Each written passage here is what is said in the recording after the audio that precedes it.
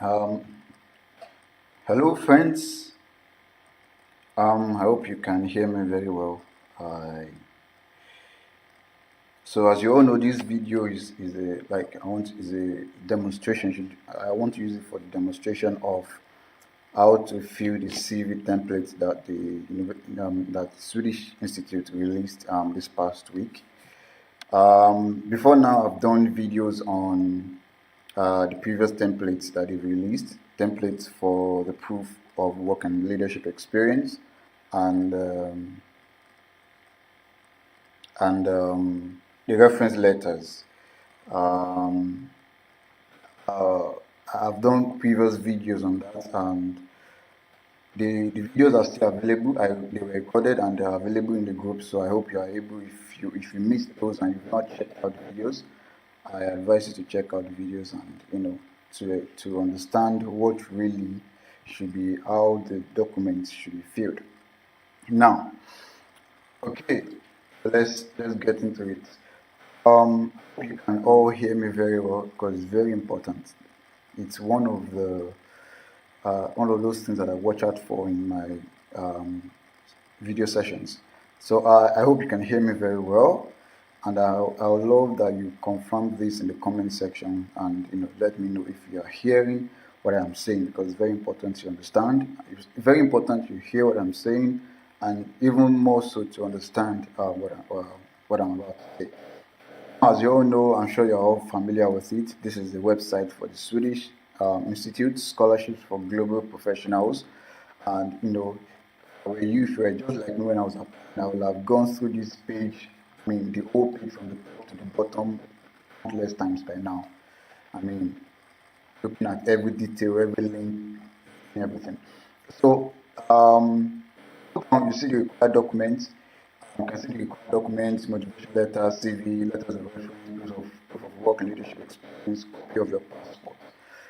Now, the templates that they've released, there are only three: CV, letter of reference, and leadership experience.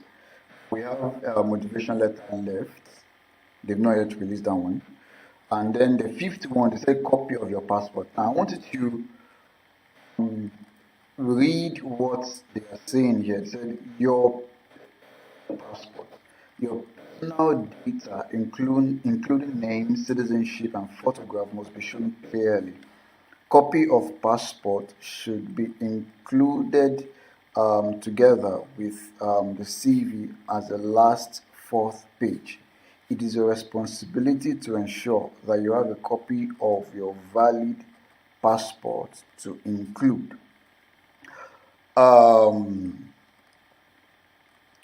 Okay, what they're saying is the passports should be attached to your CV. Now we're going to go into the CV very soon, but I need to explain this, that a passport, your international passport, talking about your travel passport that you present that you present at airports when you're traveling between countries, your passport document. They are asking for the data page. The page in your passport that has your data, your date of birth, your name, and your picture. They want that page attached as the last page of your CV. Normally, your CV should have. Okay, let's go straight to the CV. What the important thing I just wanted to let you know is that your passport is to be attached to your CV. So let's go into the CV now. If you use the CV template, just click on it to download this template, and after downloading it, this is what you have. Now, I want you to know that I'm going to use my personal CV, the one that I use normally, to fill this template for you, so that you understand how to fill it, what to put in, all these headings, and how to fill in the details and all that. Before we go on, let's go through the instructions.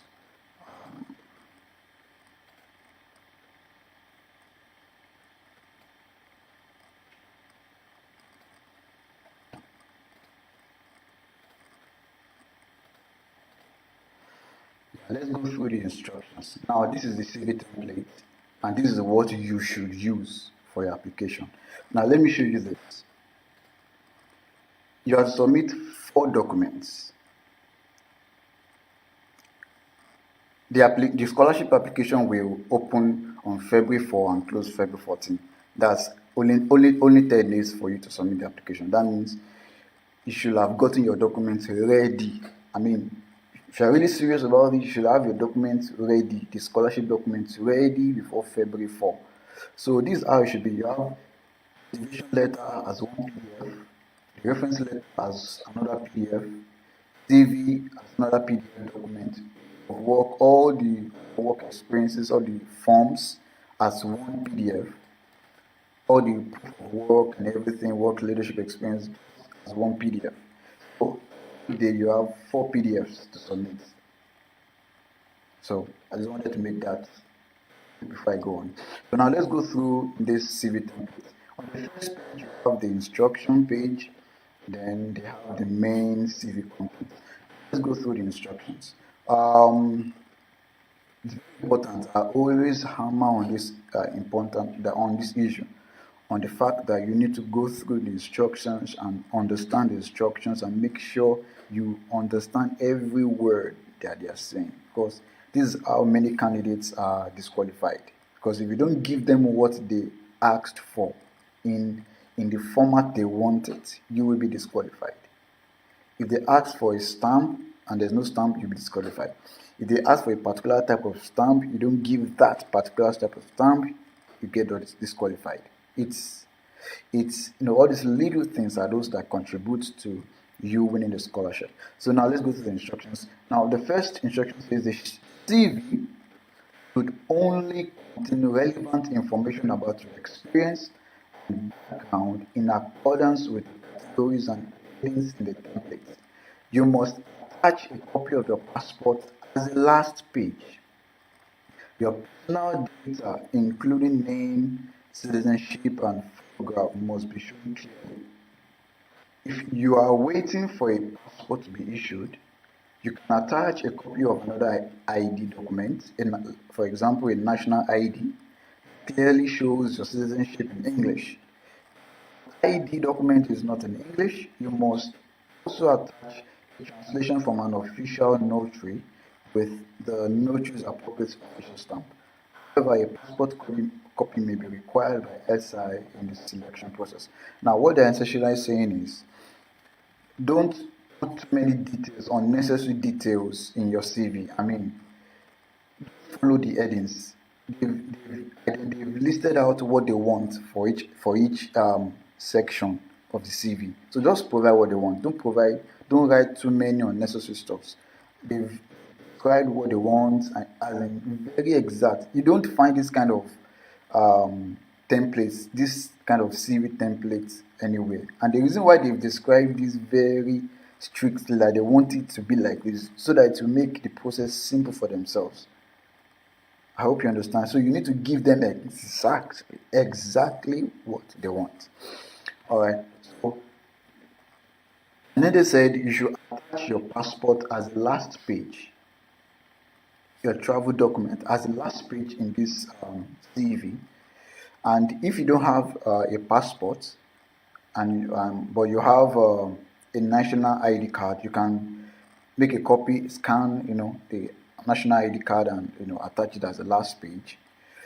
And the ID document, talking about if you don't have a passport, this ID document that you want to use must be in English. If the ID document is not in English, if the ID card is not in English, national ID card, if it's not in English, then you need to provide a notary certificate, a notary translation, a notary document with the notary stamp on, if the ID is not in English. You attach it says you must also attach a translation from an official notary with the notary's appropriate official stamp. As if the national ID card you want to provide is not in English. Now they've provided a lot of ifs. They ask for travel passport, your passport. If you don't have a passport, but you have a national ID card, you can use that. But they gave another if. If the national ID card that you want to use in place of this passport, if the national ID card is not in English, is in another language apart from English, there you need to provide a notary translation, a translation certified by a notary public, and you attach that translation with the CV. I hope you understand that. Now let's go to the second instruction. Now you may not, you can see the not is underlined. You may not alter the formatting of the template nor create new categories or headings in the template. Alterations will render your application ineligible. Alterations will, you can see it's boldly in bold letters, written in bold letters. Don't, what they are saying is don't add anything to this template.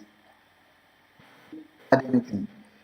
Just replace here with your main tasks and responsibilities. Don't add any section. Add, don't just type in what you want to type in straight away. Don't add any formatting. Don't add any color. Don't add any design. Give them as they want it, just like this. Don't paint it in another color. Don't do any unnecessary stuff.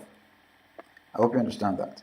Now, the third instruction is fill out separate entries for each experience, the network engagement, scholarship as needed under each category. Delete any headings or entries you deem unnecessary according to your situation. Look at these two instructions. The second one says change anything, make alterations. The third one says, okay, you can delete whatever you don't need.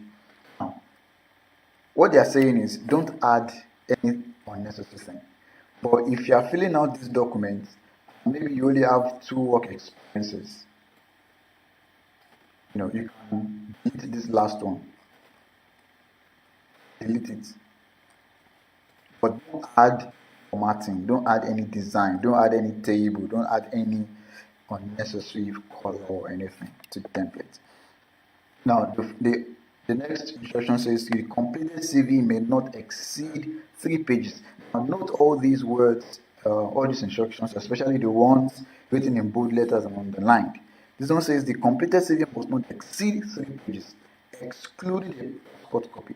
If it's exceeded the maximum, will not be considered. Now, what you are saying is, when you are submitting your CV, the content that you want to write in your CV about your experience and everything, and your qualifications and everything, should not be more than 3 pages. In other words, it can be 1 page, if you like, can be 2 pages, but it should not be more than 3 pages. And then the 4th page, the 4th page, should be your passport. Now, when you give this, so what you're saying, when you give this CV, when you submit this CV to SI, they should see 4 pages. 3 pages, they should see a maximum of 4 pages. In other words, but they should see a maximum of 4 pages. The last page should be your passport. You can submit a CV of 3 pages, but the last page should be dedicated for your passport. It is exclusively dedicated for your passport. All in all, you should not have more than 4 pages, with the 4th page being your passport. I hope this is clear enough. If you have questions about this, let me go through everything, and at the end we will tackle the questions that you may have. The next instruction says the complete CV and passport should be converted into PDF format before you upload it to the application portal. Include this instruction page when converting into a PDF document. About to submit your document. What they are saying is don't include this first page, this instruction page, when you are compiling your CV. Don't include this instruction page. That was page. Important. Make sure you abide by it. Next instruction, I will show you how to do that. How to make your CV ready for submission, converting it to PDF and everything. Now, please do not attach other annexes than copy of your passport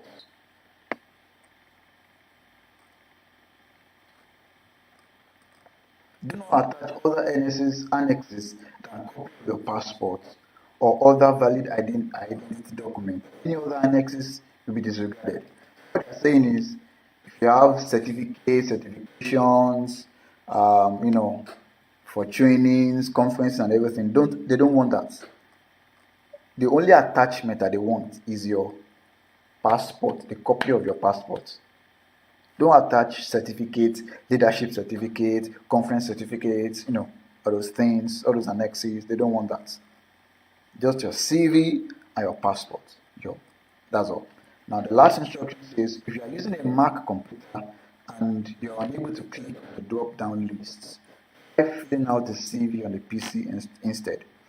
So what they're saying is there's a drop-down menu here. If you're using a Mac computer and you have trouble with this, use a personal computer instead. Or use a Windows computer.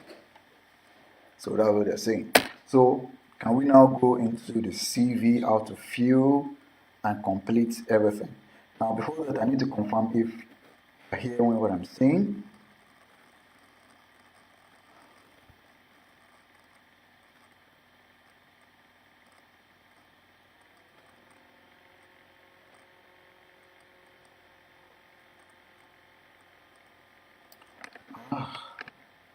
The video quality.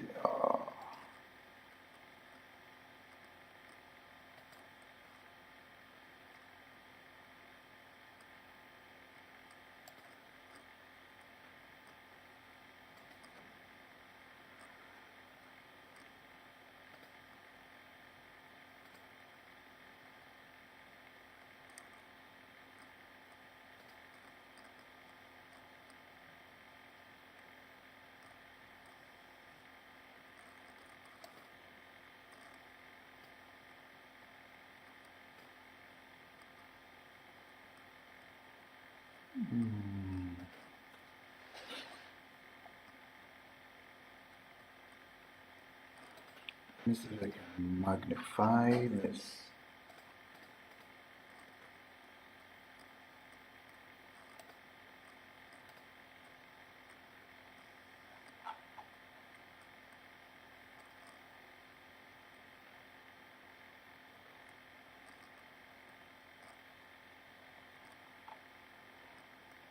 I'm not sure.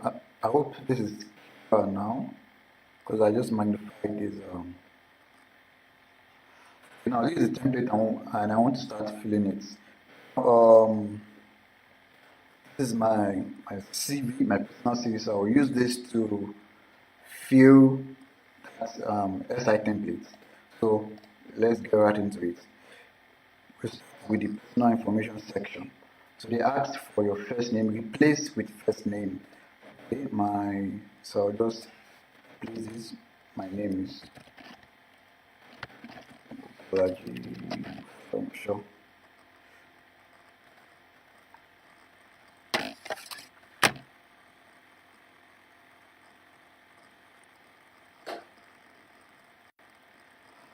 As shown, okay, let me start again. Replace with first names, surnames as shown on passport. Okay, so my first name is Bolaji. My surname is following Shaw. The next line is replace with your current address, house number, street name, postcode, country. Okay. My address is, let me use a Nigerian address. Let me say 10 Bimi Agba Biaka.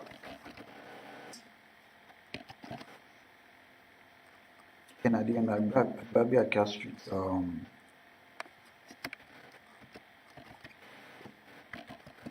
Okay, wait. I think it's very important. Now they asked for, let's do this, remove this. They asked for house number. My house number is 10. Street name. Adeyemi Agbabiaka Street, City, um, Ikeja, Lagos. Postcode. When you search online, you can find the postcode of any country, any city. Like the postcode of Ikeja. So you can see the postcodes of different places in the world. You can find the postcode here. Now this postcode of Ikeja. Alright, let's put it.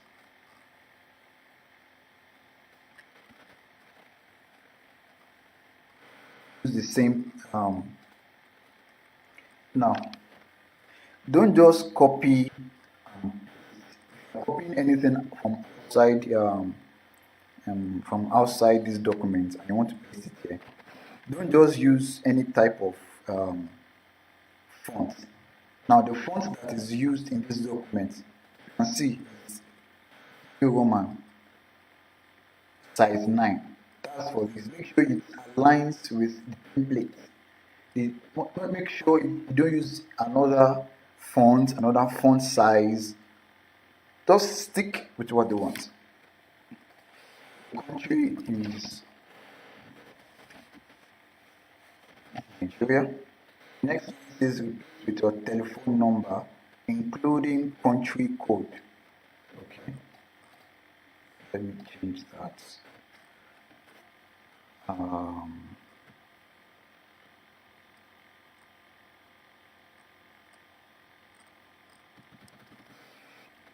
The plus 234 555.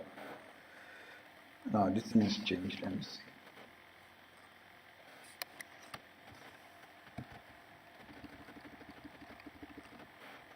What I did there, I changed the when I saw that the font was different from what the template says, I had to type it again. I don't want another font. Alright. I want another font apart from what is in the template. Now, for phone number again, this is the country code for Nigeria. Now they're asking for another phone number again. If you have two phone numbers, you can just put the second phone number here. But if you have only one phone number, well, I know that most Nigerians have two phone numbers, so you can type the second phone number here. Plus 234 dash. Don't have a second phone number, you can just delete this. You can see, you can delete it. What they say is you can delete here. Here it said delete headings or entries deemed unnecessary according to your situation. So in my situation, I don't have a second phone number, so I deleted that. I hope you understand.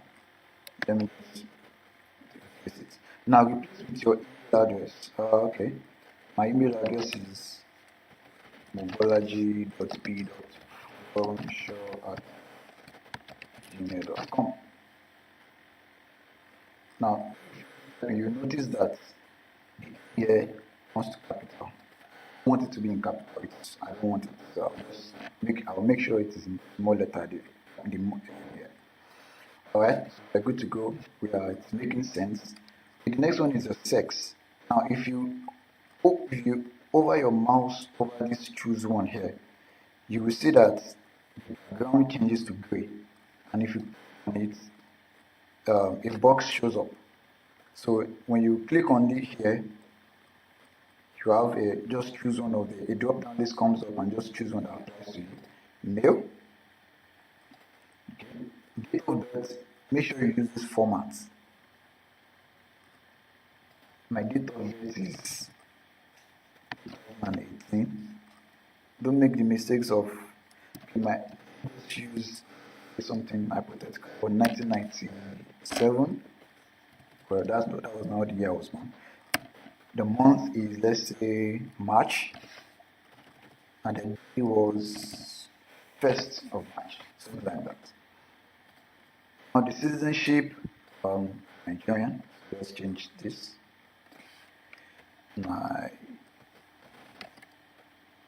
Nigerian.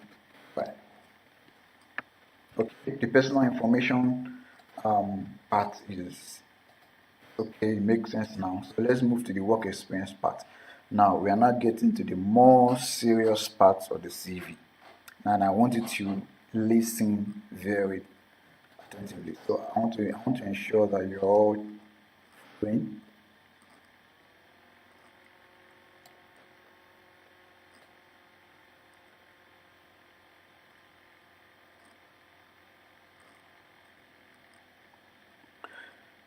Okay. If your house doesn't have a house number, just put your address here. I'm sure you have an address, and really, like my own address here in Sweden, I don't have. Just make sure you just fill in your address. Your house number, just delete it. Delete the number part, name of the street. You know, just write something like your address like this. Anyone that you don't have, just delete it. It's not if you don't have it, you can't manufacture it. You can't just come up with something you don't have. So just delete it and put in what you have, fill in what you have. Okay, so let's go to the work experience part. As it says, fill out separate entries for each experience on the most recent experience. Maximum of 3 entries, minimum of 1 with leadership experience. Move any headings left and now this this blue instruction is very important. Read it again and understand what they are asking for. Work experience section. Now if you scroll down, there is the education and training section, there is the network and civil society engagement section, there's the previous scholarship awards section. Right. Now, in this section, they said you fill out separate entries for each expense. Start from the most recent expense. Then, want a maximum of 3 entries. Maximum, you shouldn't fill more than 3 different work experiences. They want a minimum of 1 work experience that has leadership experience. In other words, when you are filling in this work experience section, you can fill everything work experience, work experience, work experience. But at least one of them, in one of those experiences, you should talk about leadership experience that you've had in that position. They are asking for that. It's important. So let's start. Now look at this left section. This left section. They're asking for replace with dates. Okay, now let's look at my own work experience. Okay, this is my most recent work experience because I'm still doing it. Community manager of bolajifolawunsho.com. So I will just date is 2017 to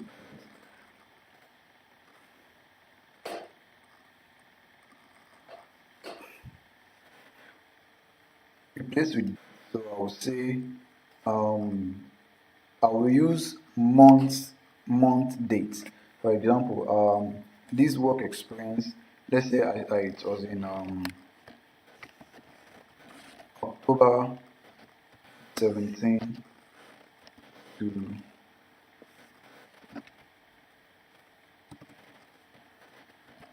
today. I have that. What's the experience to the position? The position that I hold is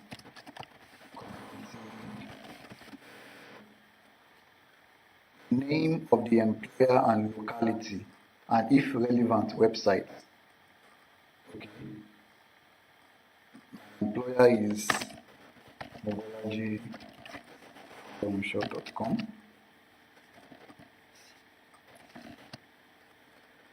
and if relevant, website. Okay, there's a website.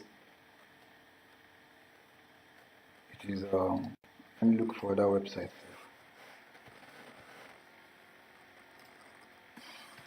Okay, this is the website.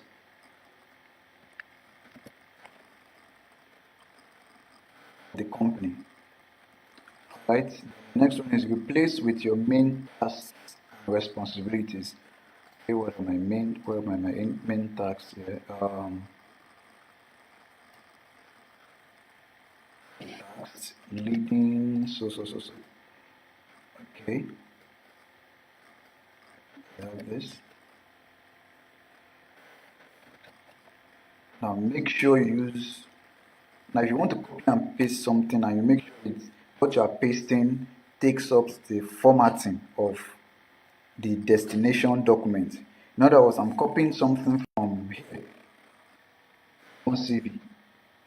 Copied it already, and I want to paste it in this CV template, and I want it to take up to adopt the formatting, the fonts, the size of this template. What I have to do is highlight what I want to replace.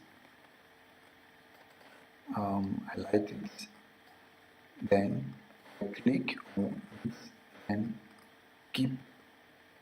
No. Use destination theme.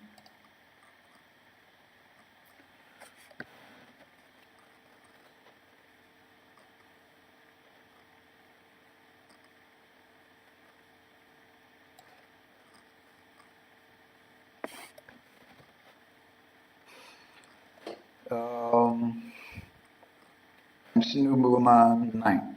Okay. No. Format.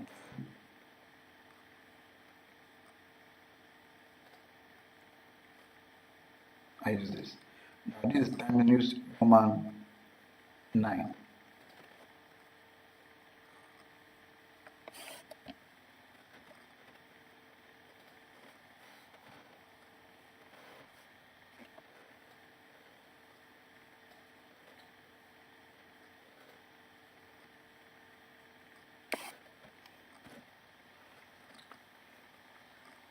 Now, if you are filling this document, you might have issues with the formatting changing and everything. If you know you are having issues, go back and do it again. Just make sure.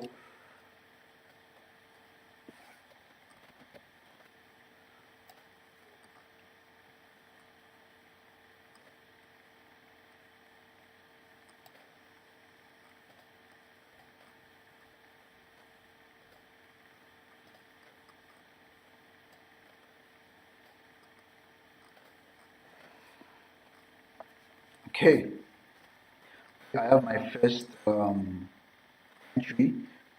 You can see the second one says if you were in a leadership position. About this position briefly and indicate how many employees under your supervision, if applicable. Okay,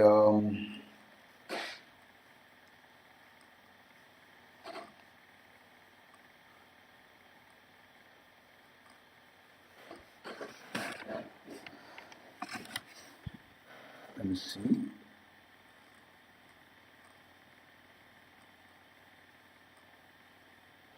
Okay, I want to use it as my leadership um, duties on this job. So I replace it.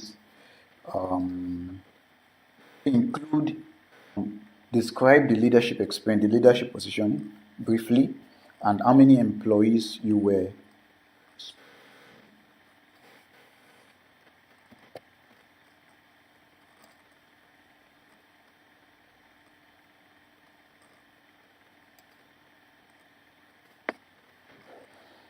Um,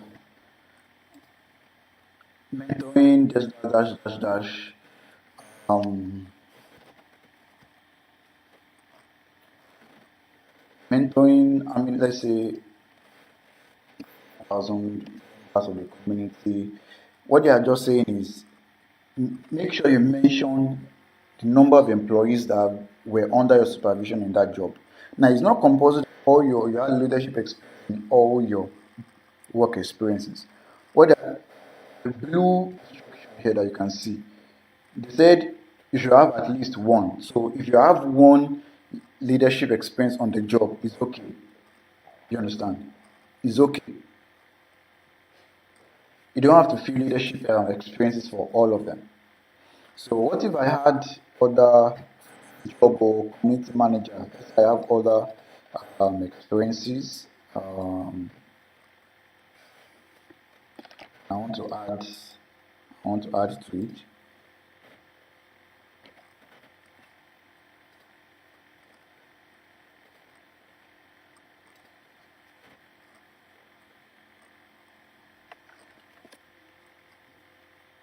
Okay.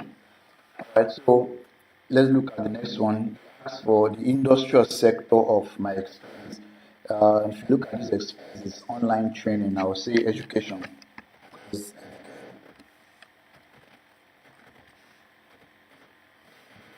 industry. There's education industry, there's healthcare industry, there's transportation industry, there's technology, there's different industries, software and all and all and all. So it depends on your experience.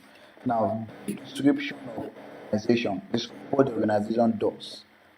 How many employees does the organization have? Okay, Bolaji for longshow.com had is involved in I'm talking about the company is involved in online trainings and education. Its offices in 23 countries in Africa. Company currently 2,100 employees. Simple. That's what they want. Are you getting this now? The SDG most closely related to the work you did. The next line is the SDG closely related to the work you did at this position. Choose the SDG. Now, you can see this, if you click on this, choose your one SDG. You see a drop down list that comes up. So just choose one of the SDGs that applies to the work experience that you had. If you don't know what the SDGs are, just go to Google, search Google UN SDGs. Then you have this list of UN SDGs. There are 17 in number. So if I go through these ones, there are descriptions for each SDG if you are not sure what they stand for.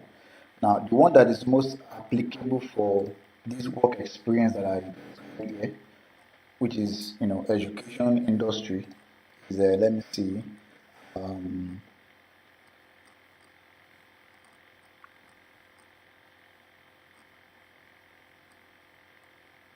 Quality education. Goal number 4.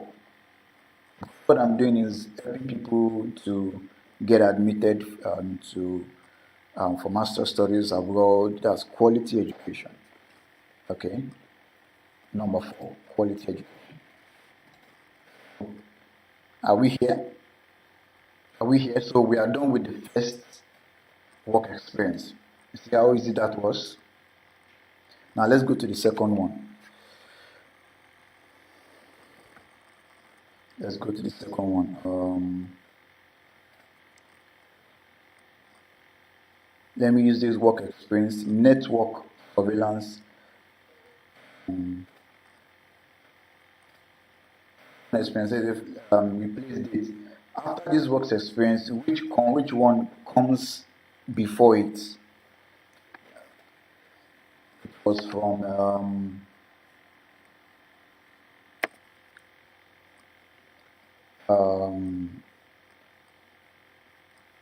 I want to write in the date here, so I'm trying to remember the dates. What was the dates again of that experience that I had? Okay, it's August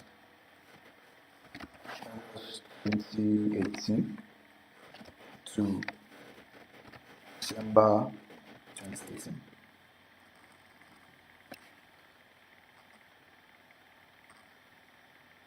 That was when this experience ended. The experience I had before the one I have now. Okay.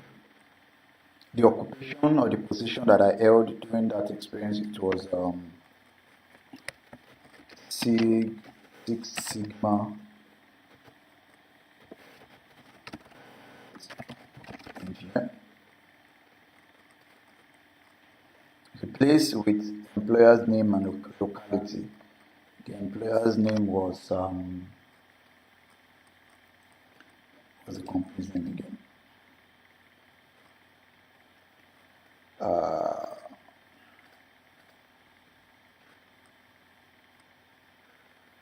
Stogvis. Stogvis.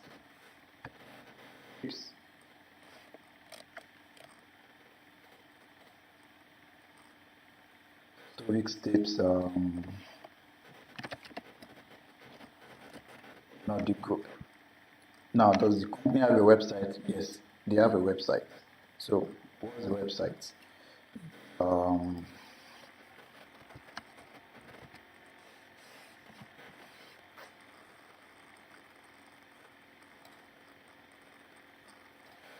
www.stogvistips. So, I'll just put the website here.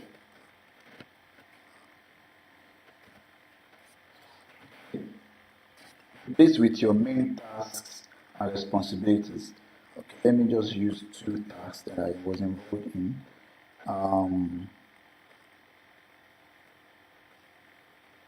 Organize stakeholder meetings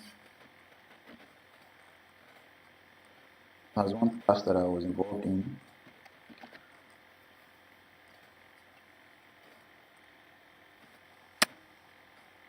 Organize stakeholder meetings with the company's production staff.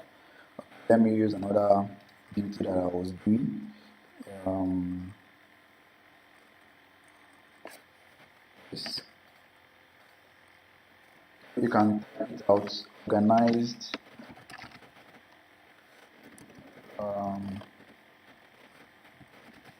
related diseases.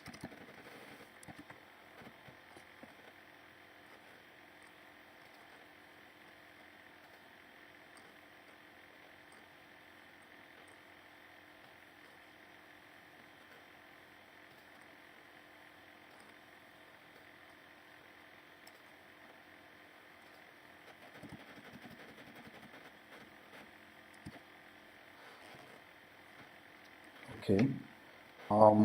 Did I have any leadership position in that job? Yeah, I did. Okay, if you're in a leadership position, describe it briefly and indicate how many employees were under your supervision. Okay, let me just say, okay, led a, this was, let me just type in the leadership position that I held.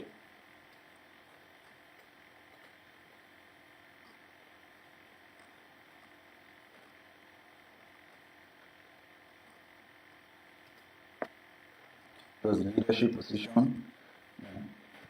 Many employees, make sure you mention the number of employees under your supervision. We are talking about your leadership experience in your work, in that work experience section. Okay, I mentioned it here. Led a 3-month project with two other colleagues on my field. Let me see how many, let's say 28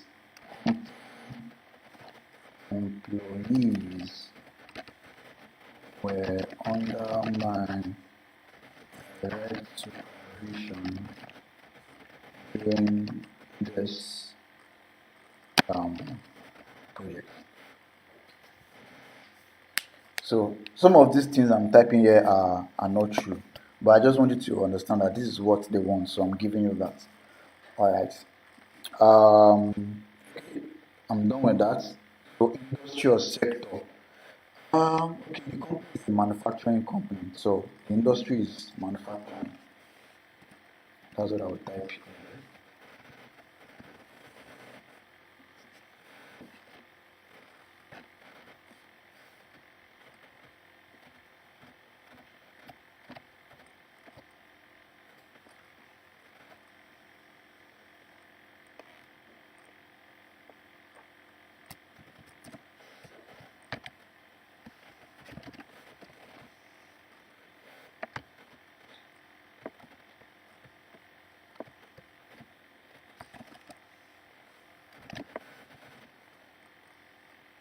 company is in the manufacturing industry. As you see me filling it, you can see that I'm ensuring that what I'm typing in is in conformity with the formatting of the document. It must have the same formatting, no different uh, color, no different um, font or size. Must be the same thing. You can see that how I'm ensuring everything sticks with it. Now, next one is brief description of the organization. Describe what the organization does and how many employees they have, and maybe how many offices they have. You can include that, but make sure they mention how many employees they have. Okay, the 3 steps, the largest. Now, the idea about this CV is that you need to present the best image of yourself, of your company. Now, if the one company you worked for is the largest in the world, make sure you mention largest, so that when the scholarship selection committee is going through the document and they see that you worked for a company that is the largest or the biggest in its industry, I mean, your profile gets elevated in their view. Like, this lady worked as an engineer for the largest tape manufacturing company. And then this person had 28 employees under their direct supervision. Wow. That kind of thing. It presents a very strong view of you, like, yes, this person has a very strong credential, something like that. And then they see the website of the company, and then if they want to visit the website, they see the website, and they see the things that the company does, and they're like, wow, that's one interesting profile. That is the idea about the CV. Present the best image about yourself. The company that I worked for was the largest independent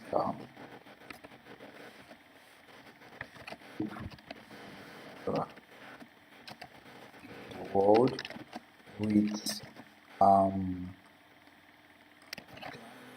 in the automotive space. The company has how many employees? Okay. Has 20 international cities with a total of 5,000 employees.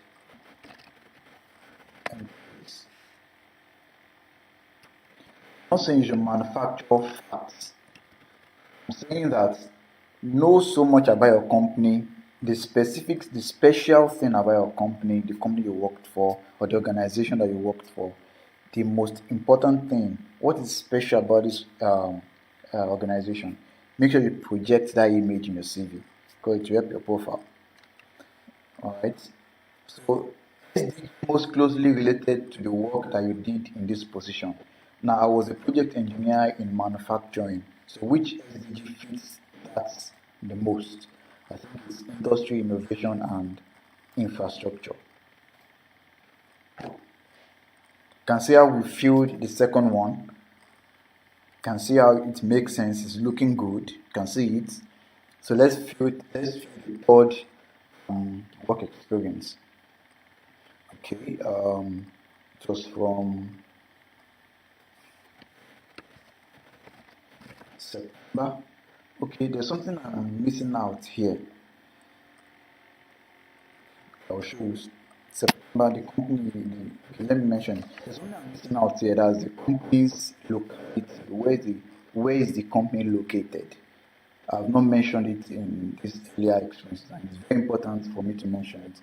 So this one, let's say, is located in Sweden. Mention. Then the second one, this second company is located in North Sweden, because they want to know where the company is located also. All right, so September 2014 to um, by 2017. Replaced with the occupation that I held in this position was work surveillance specialist.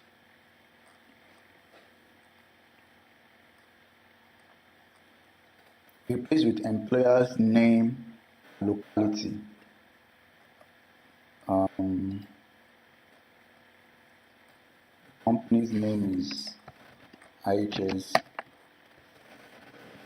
Limited. Located in, I worked in the Abuja office. Yeah, the website of the company, that's IHS.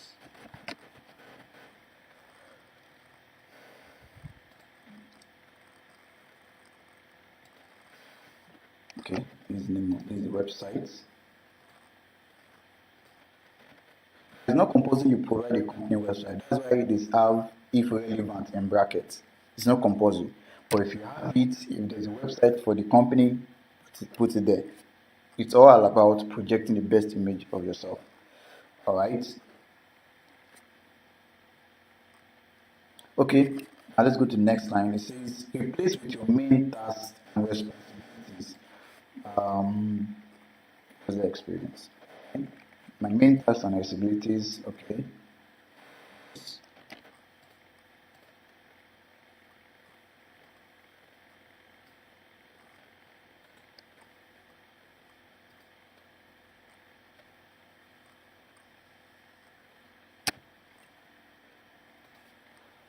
Okay. Let me add the second one. Hmm.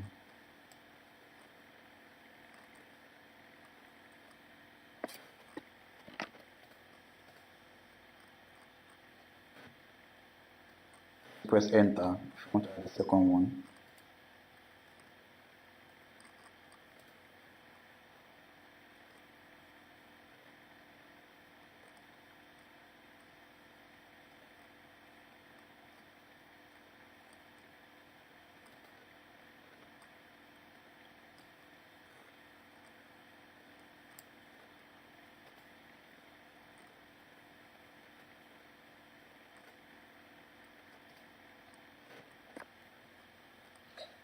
Now, did you see what I did there? When I copied, well, that's for you if you are copying and pasting there. I copied and, I wanted to type here. It didn't have the same format. Even though it looked like the other one, it didn't have the same color. This one is black, this is gray, this looks like gray.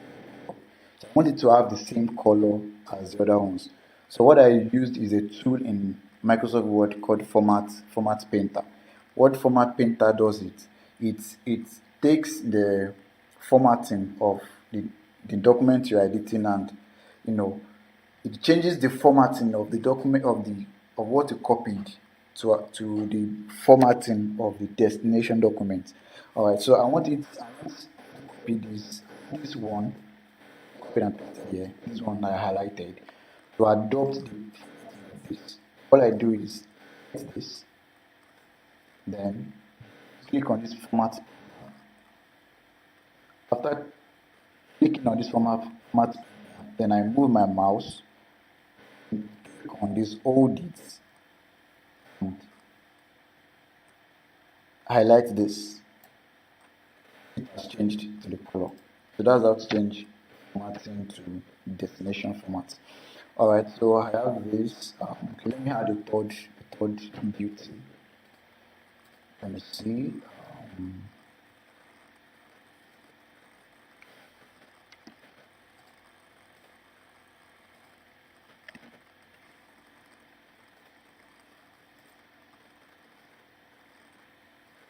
Now I want to use the format painter again.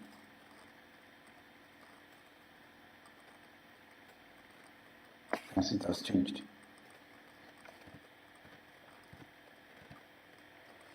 Okay, so the last one is about if I have any leadership position, leadership role in this post. Okay, this role I had a leadership role because I assisted team leader.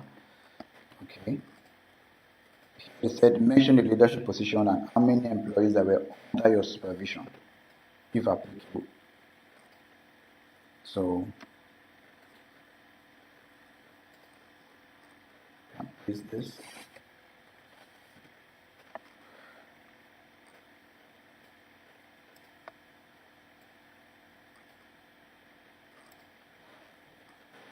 That in this leadership post that I description of the leadership post position that I had in that job, I mentioned the name of employees under my supervision and what I did in that role as assistant team leader. You can see it. Now, industry sector of that experience was telecommunications. So, telecommunications. Brief description of the company organization and how many employees and all it has. Okay, IHS is the largest um, independent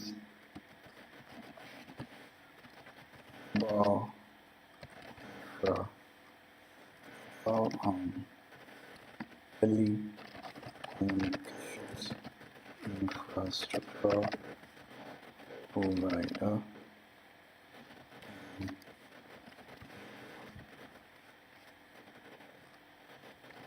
Middle East and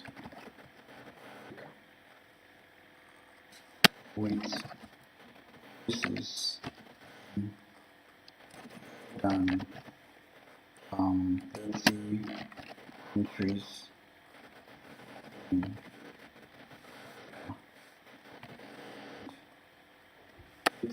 on employees. You can see what I described about the company. I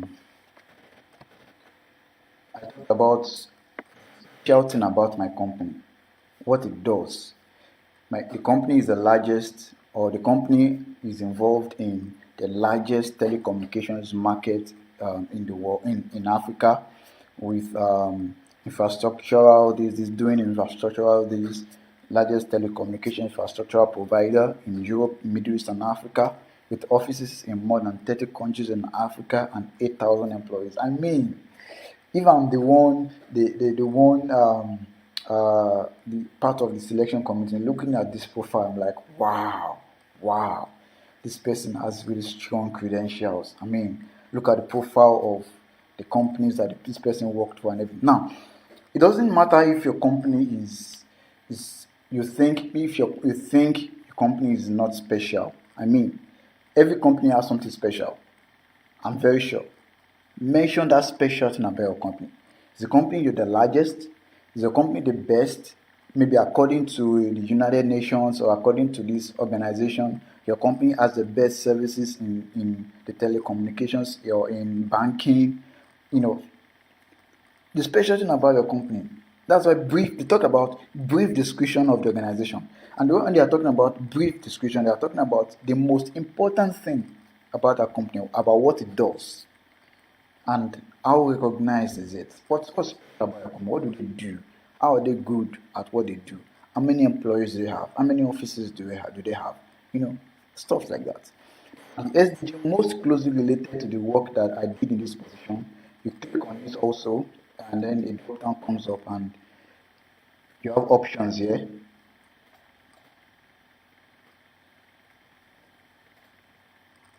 Let me see. I did here was technology, innovation, infrastructure. Okay, yeah, industry, innovation, and infrastructure.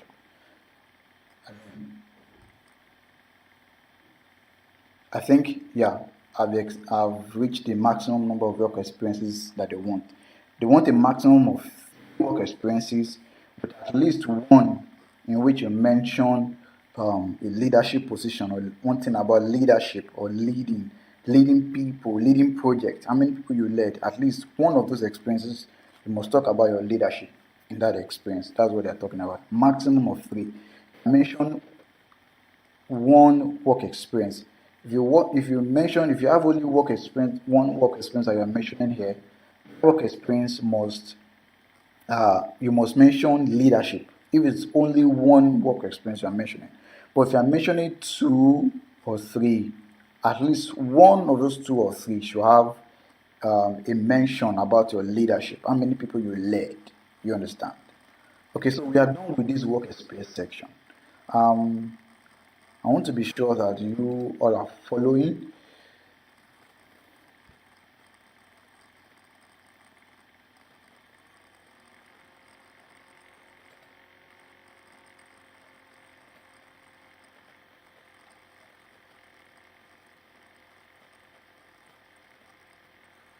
Now I'm seeing a lot of people asking questions already. Just calm down. Watch, save your question. If you have any questions, just save it somewhere. Because if I keep answering questions while I'm doing the presentation and everything, we won't leave here on time. So let me just do everything. And if you have any questions, after I'm done, you can now start bombarding me with those questions. Then I'll start answering them. And if I have to go over some places, I'll go over them. Alright, let's move to the next section. The next section is education and training. Talking about your education. Okay.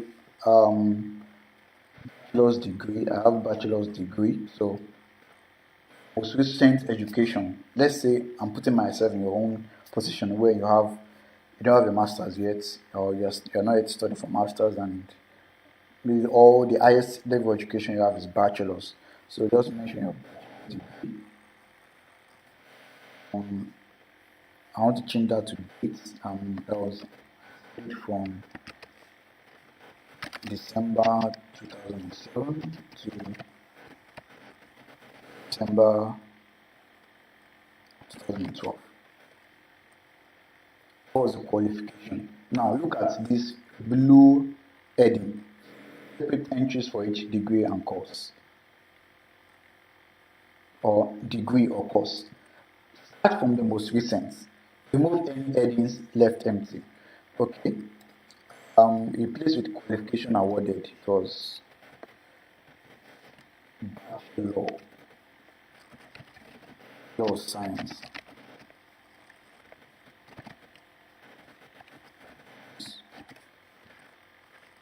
That's the degree I had. Now replace with education or training organization's name, locality. If relevant, mention the country. Okay, I studied at the training organization's name in the University of Lagos, the locality, Lagos. Very relevant, mention the country, Lagos, Nigeria. Okay, then remove this irrelevant country. This with a list of principal subjects covered or skills acquired. Now, what they are saying is don't list all the courses that you did in your bachelor's. Highlight the most important ones, the ones that are most relevant to maybe the course, one of the courses that you applied for, one of the master's courses you applied for, the most relevant ones, or the ones that are most related to the experiences that you've had. In my undergraduate course, I've had courses in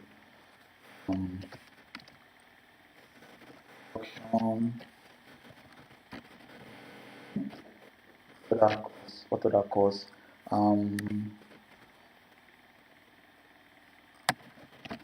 Engineering is 6.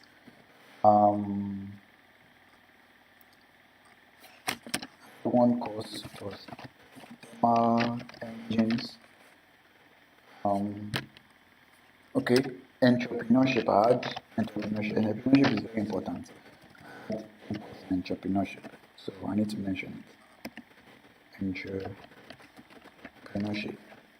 I had one course in engineering economics. Yeah.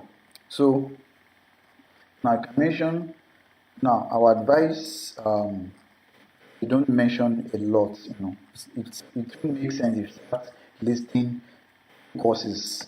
I'm sure you did more than maybe 20 courses in the university. So there's no reason why you should put in all 20 courses here. I mean, why? Just mention the most important five. Our advice, most important five, or the most relevant five courses to this, to your applications, to your CV and everything. Okay. Now,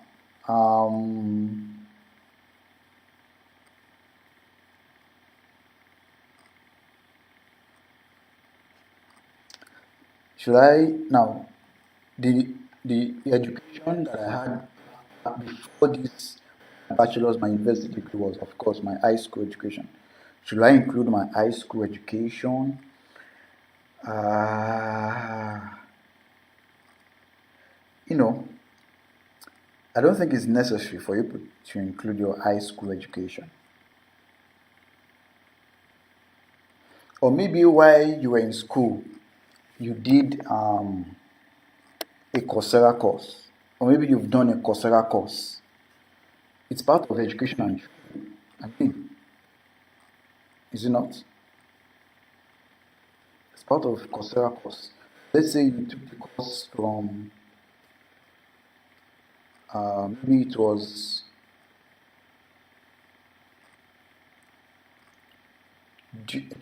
before, it was during your bachelor's. Maybe you took the course from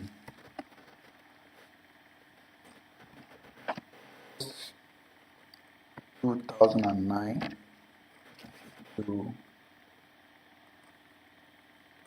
um, November 2009.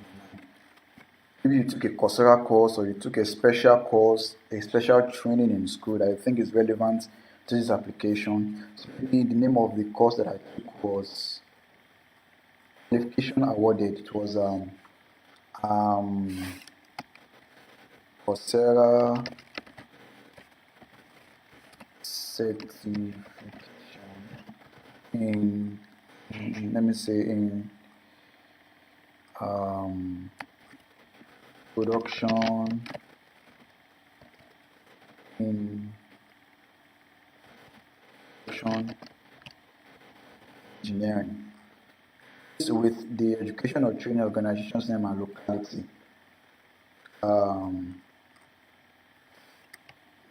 The Coursera course was handled by lecturers from University of Washington.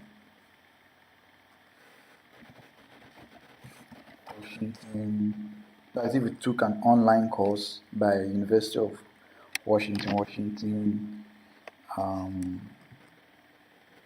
of Washington, Seattle, United States.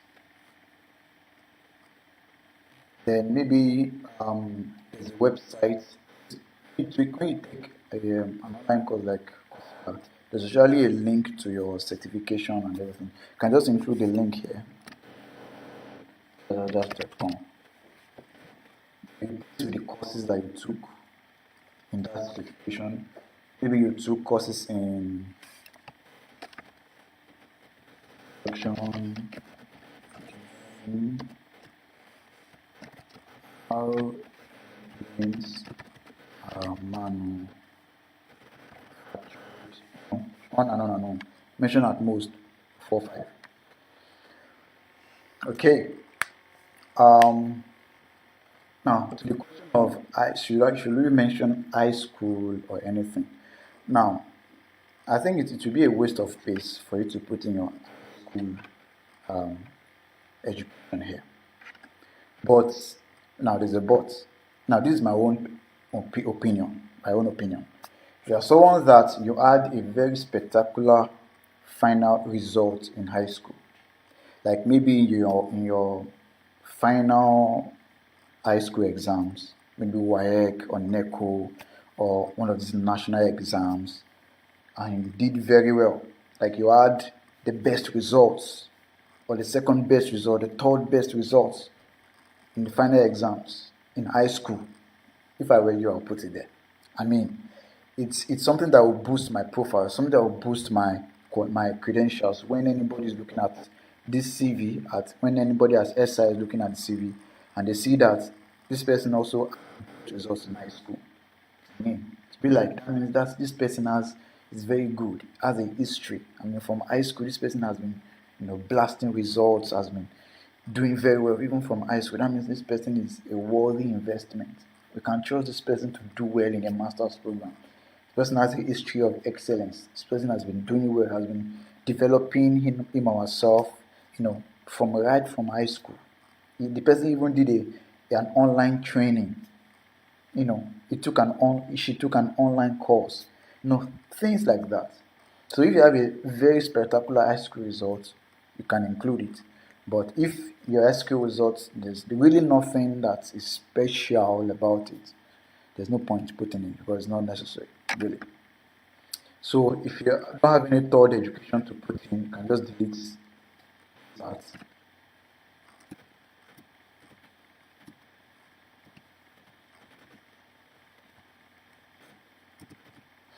All right. Okay. We are making progress. Now we're on to the section of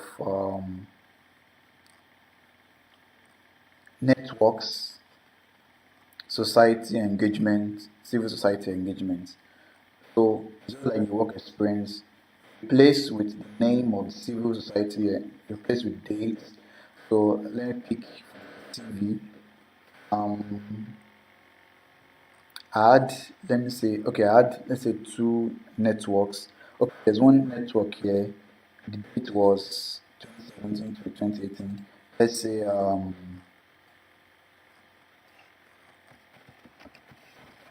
2017 to 2018. Replace then, they say fill out separate entries for each engagement if applicable. Start from the most recent. Any headings left empty. See, they are always mentioning the fact that you always start from the most recent experience. Then you continue. Even in the education part, in the work experience part, they always say start from the most recent experience. Now, now the most recent one that I had is this one. The name of the civil society organization, the network, is a Swedish Institute Network for Future Global Leaders.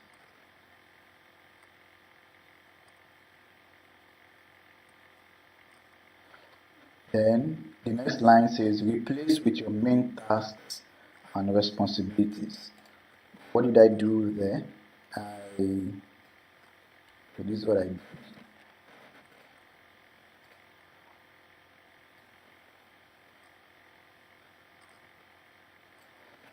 What I did was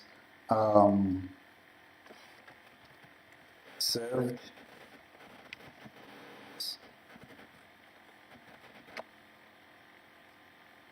board member and treasurer.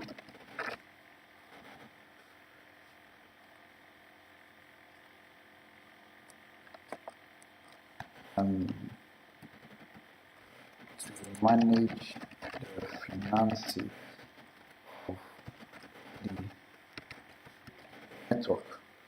That's the first one. Okay, I have a second one. Okay, let me do the format again. Okay, we have something. This was my second duty at the job. So the next line, I'm done with that. The next line says description of network, society, organization. Describe what the organization does. How many members do they have? Now, the organization, the SI. Now, want to talk about the organization. SINGL is a network of scholarship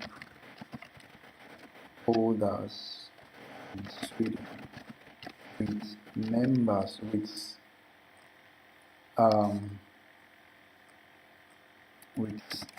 for example, let's say 2000, let's say members, all universities in Sweden. So what does a network do? The network serves as a platform for scholarship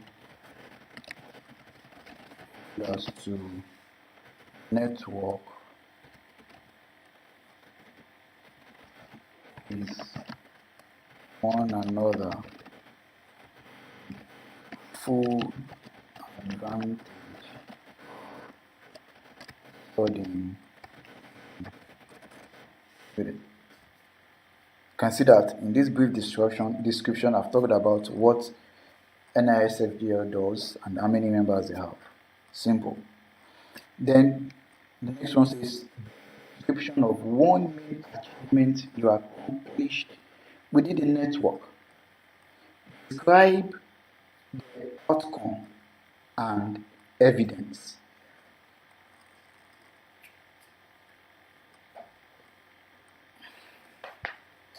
Now, while what they are asking for is mention one achievement that you had in this network. What did you do? What spectacular thing did you do in this network?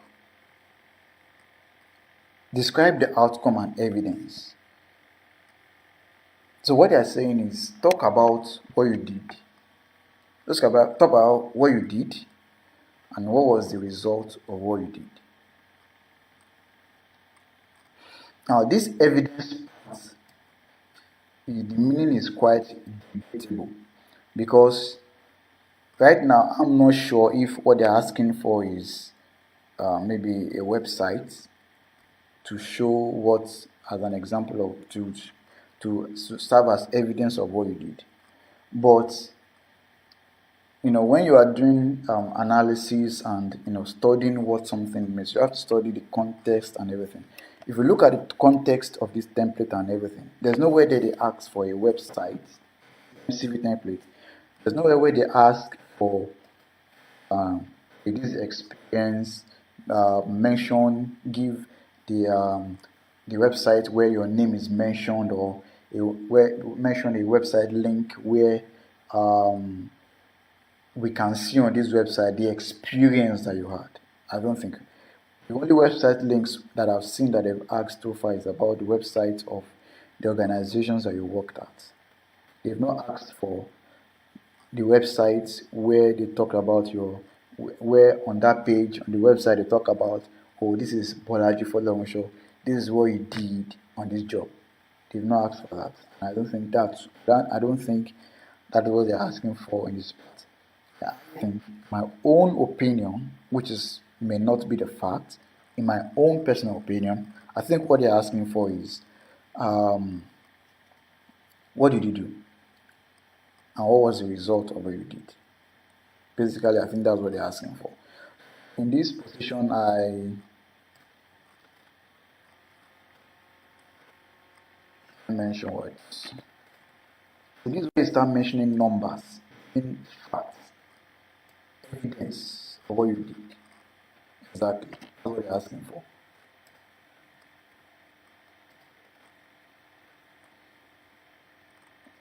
Now you can see what I wrote here.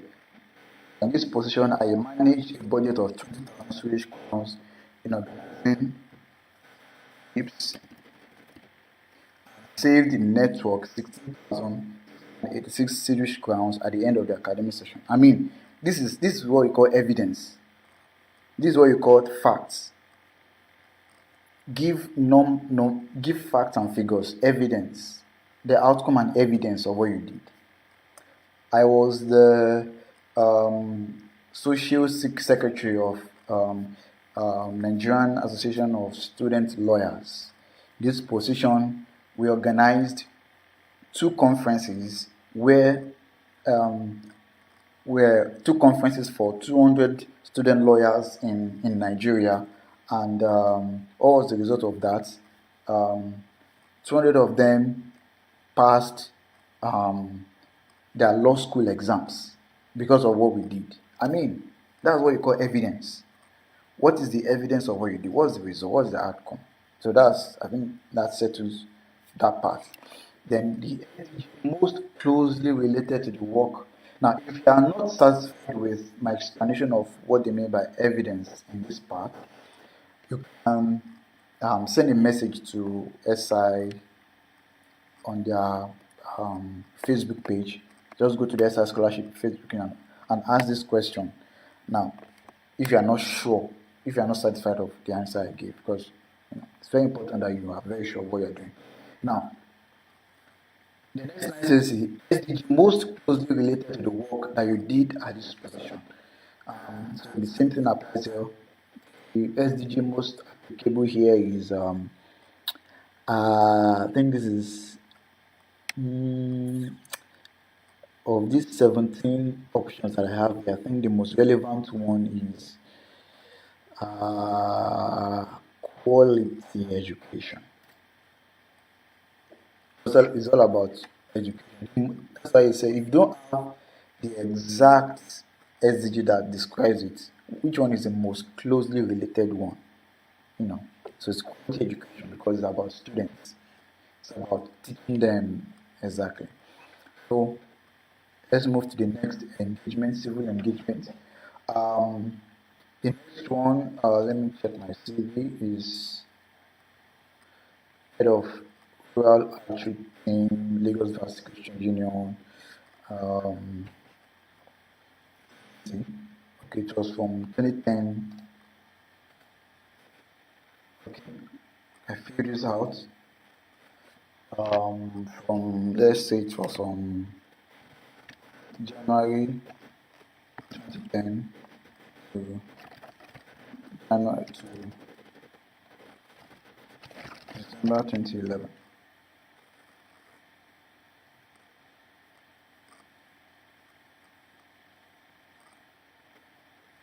What's the name of the network? Let's say it was some of you, maybe Christians organization, University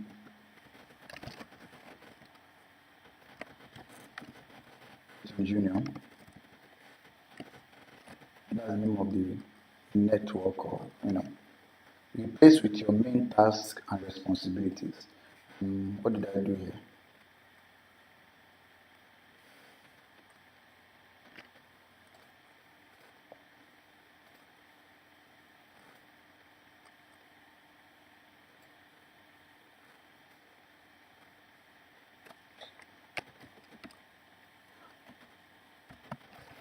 Organization of free medical outreaches to rural communities in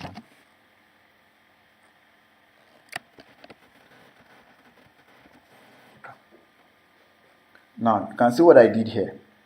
Now, I served in a Christian organization in the university, and of course, I had Christian duties, very religious duties. But here you can see I didn't mention any religious duty. I didn't say, oh, we were preaching. I didn't say, oh, we were praying. I didn't say, oh, I organized praying and everything. The important thing is for you to mention the most relevant activities that you did. Now, in this position, I organized meetings. I say I organized organization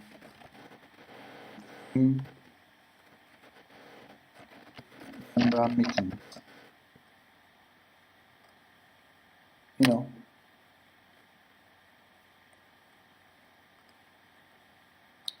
can mention the most important. Don't start mentioning very religious. Oh, we organize prayer sessions. You know, I don't think it's relevant for this application.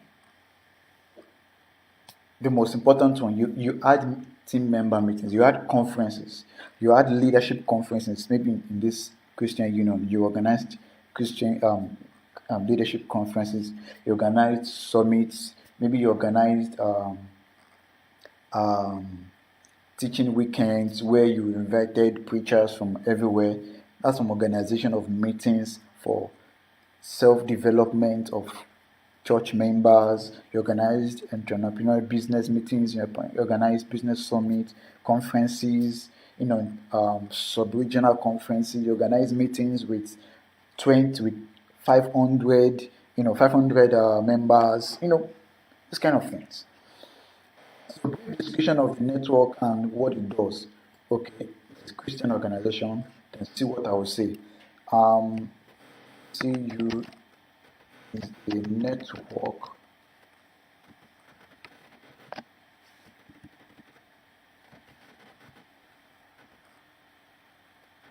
that students couple to impact their local communities. You can see how I've described my religious experience, my religious leadership experience, by not mentioning anything religious. You can see by brief description of one main achievement you accomplish within a network, describe the outcome and evidence. Okay, that's where this comes in. What you did, give the facts. What was the outcome of what you did? How many people were impacted? How many lives were changed? That kind of thing.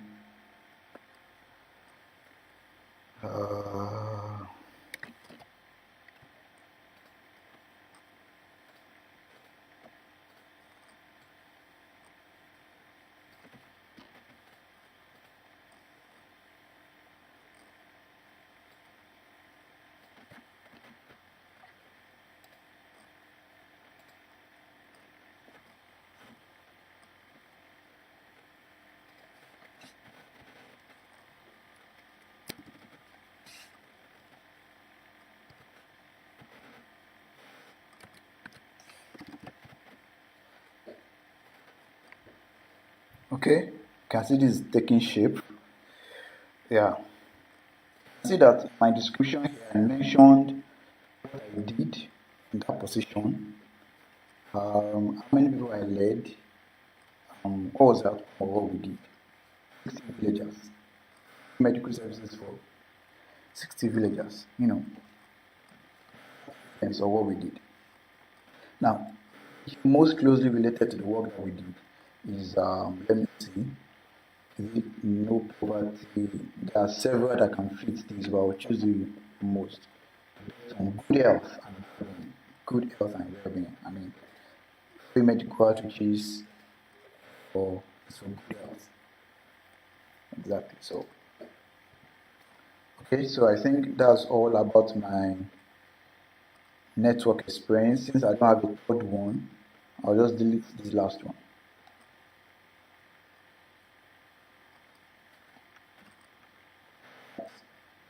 Okay, we move to the next section, which is any previous scholarship. Did you win any previous scholarship? Okay, let me check if you're all following.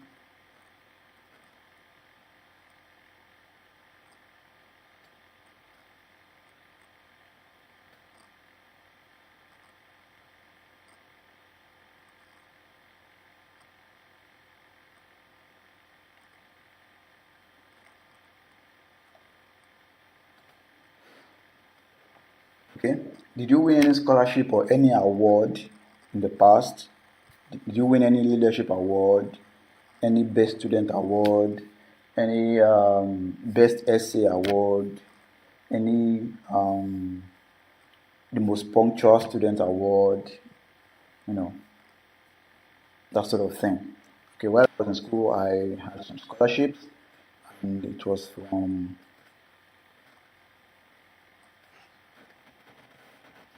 November 2009 to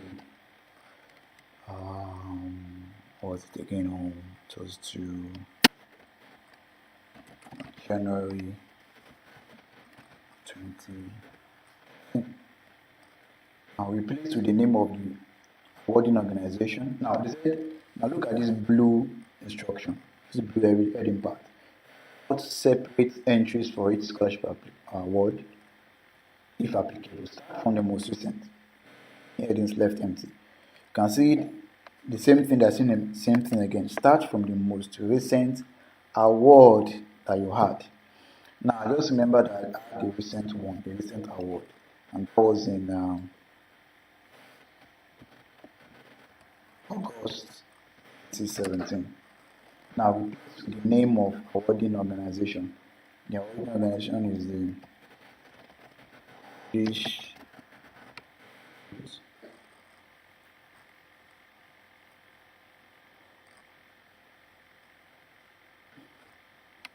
And replaced with the type of studies, program, project, name of school, city, and country. In other words, with anything about the award or the scholarship, the organization that awarded it, and anything about it. Okay, what's that?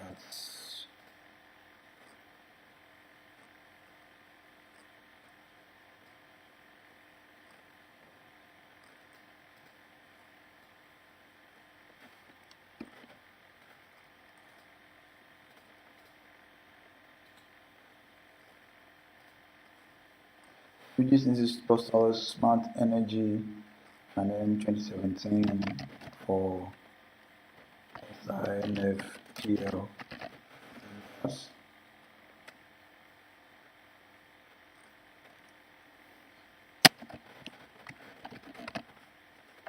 Mention the country, Sweden.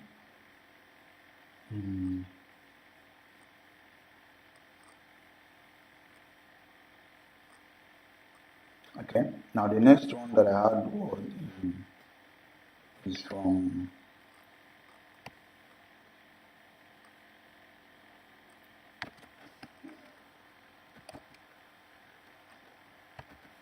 August 2017 to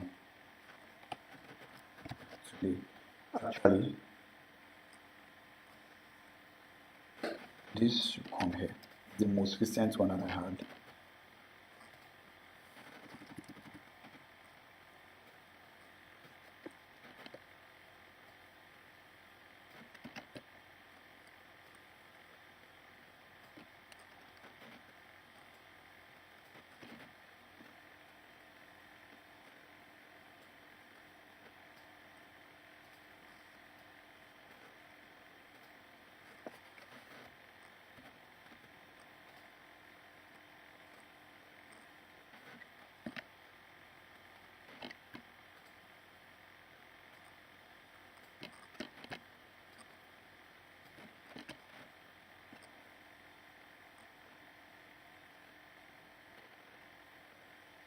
Fish Institute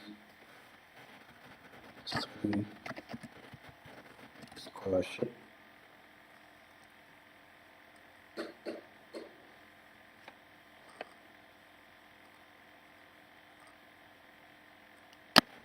For Master's Studies in Sweden. Yeah. Then before that was from November 2009 to January 2013. The name of the awarding organization is NMPC.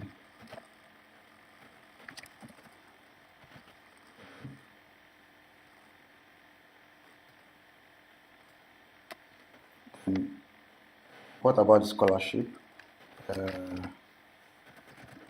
The graduate scholarship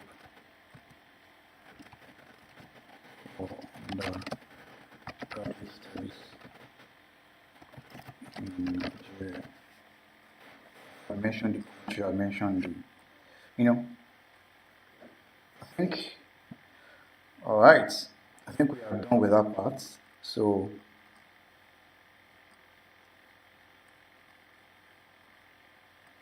we are now to the annex part. Now you can go from the questions page that only annex that you want is your passport, copy of your passport, as the last page. That's what they want. All right. So, and that's what we are going to attach here. Look at what they say here. Attach a copy of your passport or copy of national ID card which shows citizenship in English. Do not attach any other documents, diploma, certificate. Don't attach that. All they want is your passport. Right, so let me see.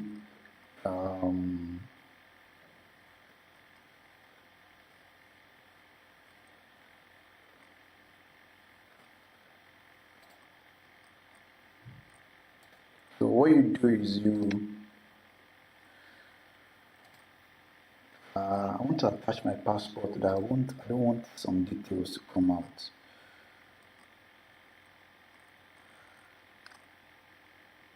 Let me see.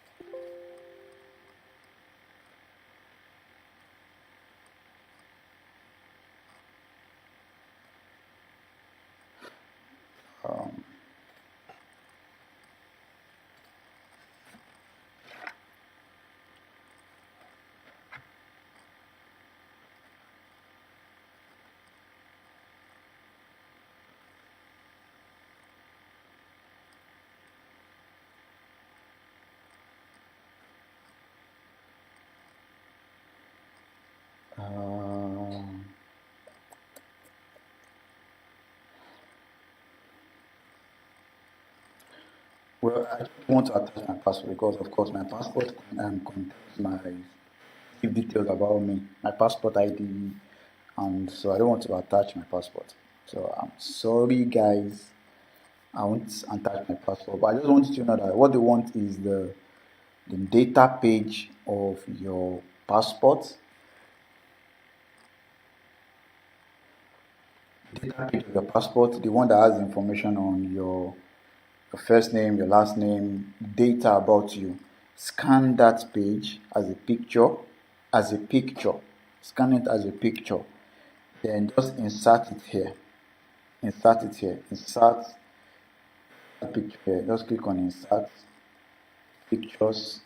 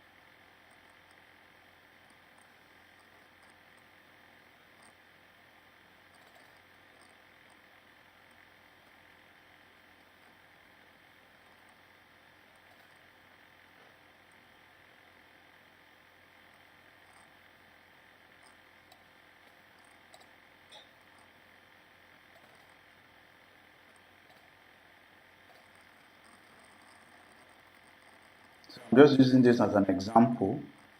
You know, let's say this is your scanned copy of your passport. Can oh.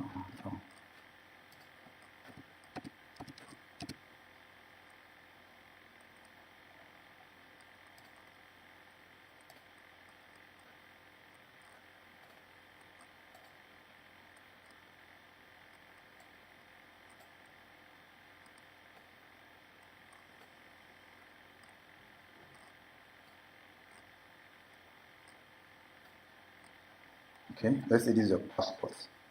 Scan copy, just insert it as the last page. So I think we are done with the CV now. Let me see how to save it.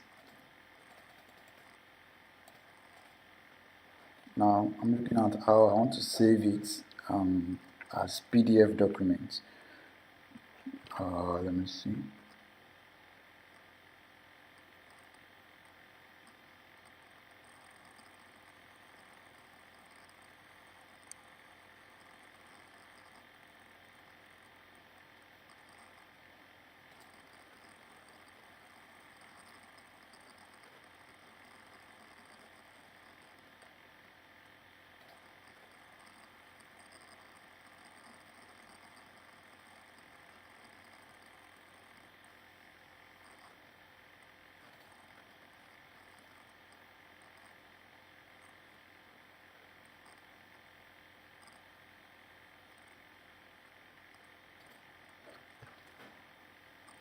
Hold on.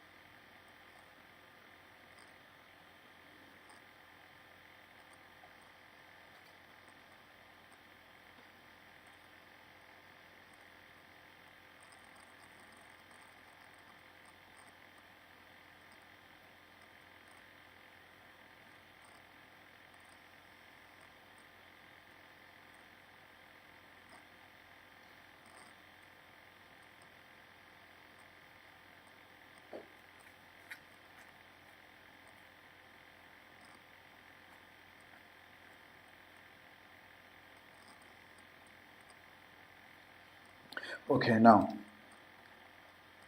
what I want to do is I want to save this CV as a PDF document, but I don't want to include this instruction page because that's what they said. When you are saving it, when you are submitting this CV, don't include instruction page. So I want to show you now. Now, this is what I will do. I will first save this document as everything. I'll save everything as a PDF document. Now, if you can see, everything is 4 pages. That means if I remove this instruction page, I will only have 3 pages, and then you can see that um, this last, let me see.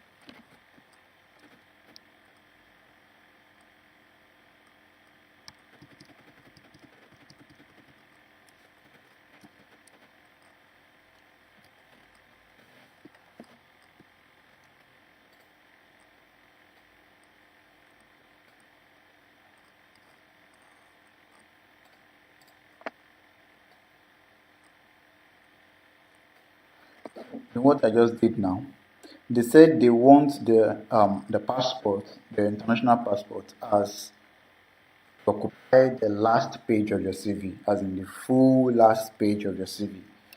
It shouldn't be half.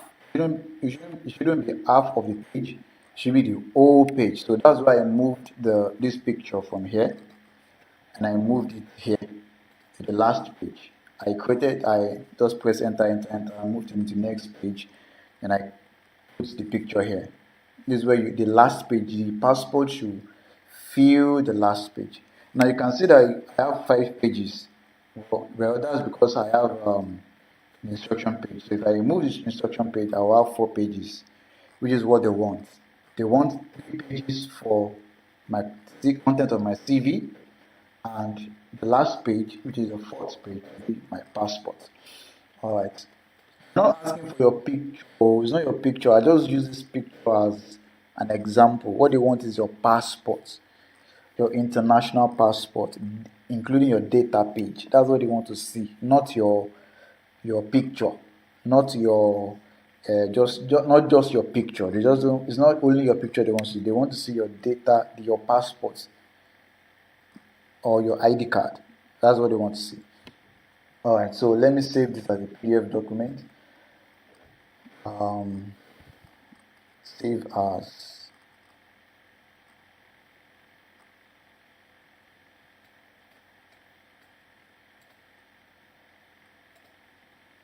Let me say CV. Then you click on this down arrow. You see PDF here. Click on PDF. Then click on save. Now I save the document in my documents folder. So if I go to the documents folder, I'll see that the document has been saved as a PDF file. So let's see.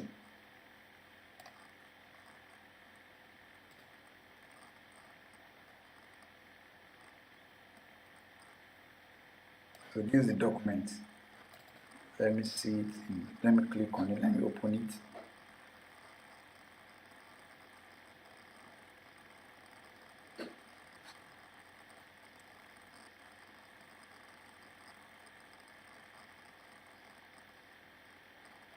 Okay.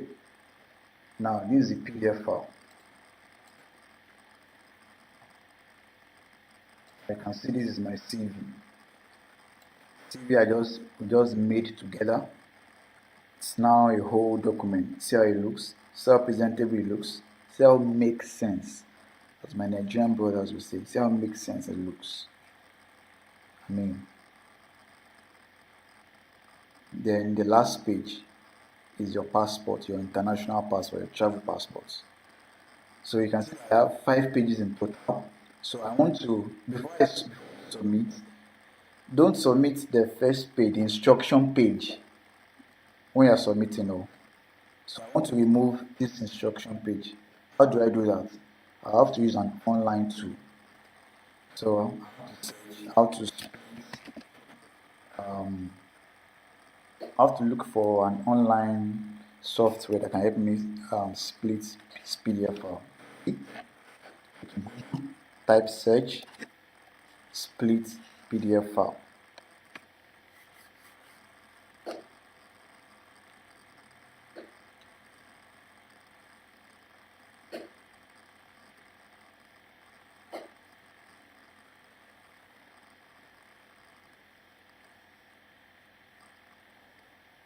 Okay.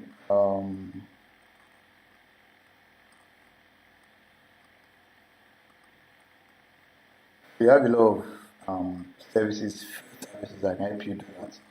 Let me check for the most make sense one.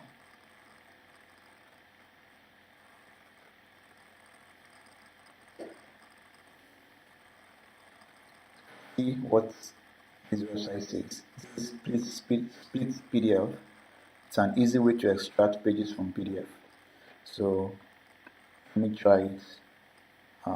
Choose file. Let me upload the document I want to split. Let me see.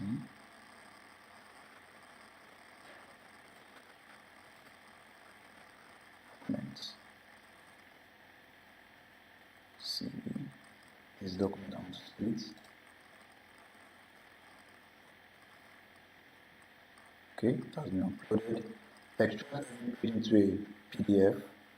Select pages to extract. So this even website even gives you options. you want to extract, if you want to split every page of the CV, or you want to select pages that you want to extract. So I want to extract some selected pages. So I'll click on this one, this option. Then what pages? You can see all the pages. Let me see.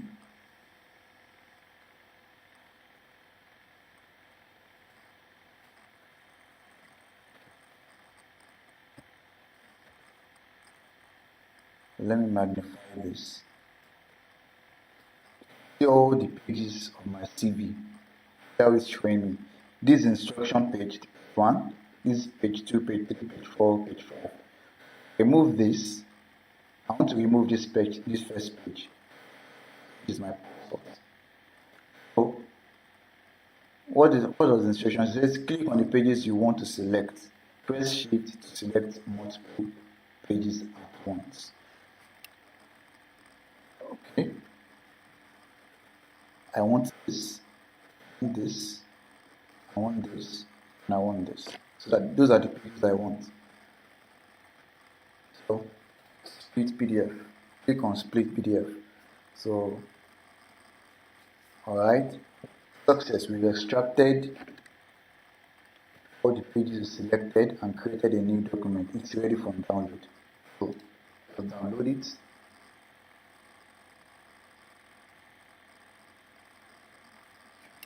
Okay, document has been downloaded. Let me open it.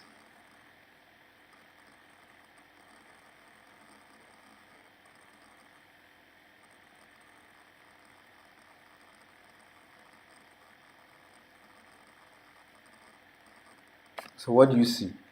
The instruction page is off. So I have my PDF document. This, you can see 4 pages. That's what the scholarship want. They want a 4-page CV with the last page being your international passport. So you can see what we have here. So this is what you submit. Try the first page, the instruction page, you remove it, and you submit this. How good we are, friends. I mean, way to go, are we not? Alright, so it's time to ask some questions that we may have. See? Okay, so I now start shooting the questions now, friends.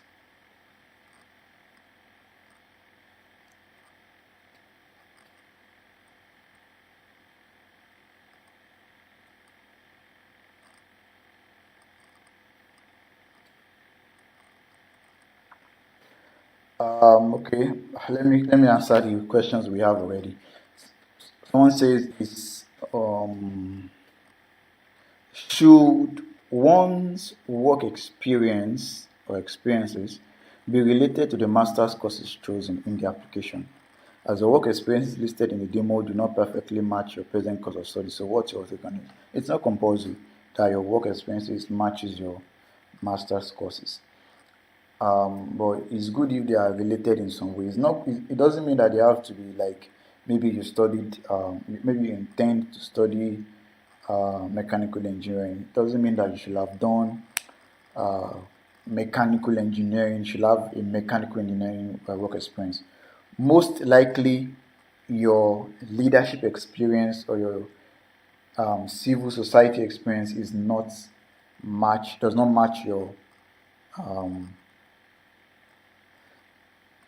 your master's course. But what about work experience? It doesn't have to match. It just depends on how you present it.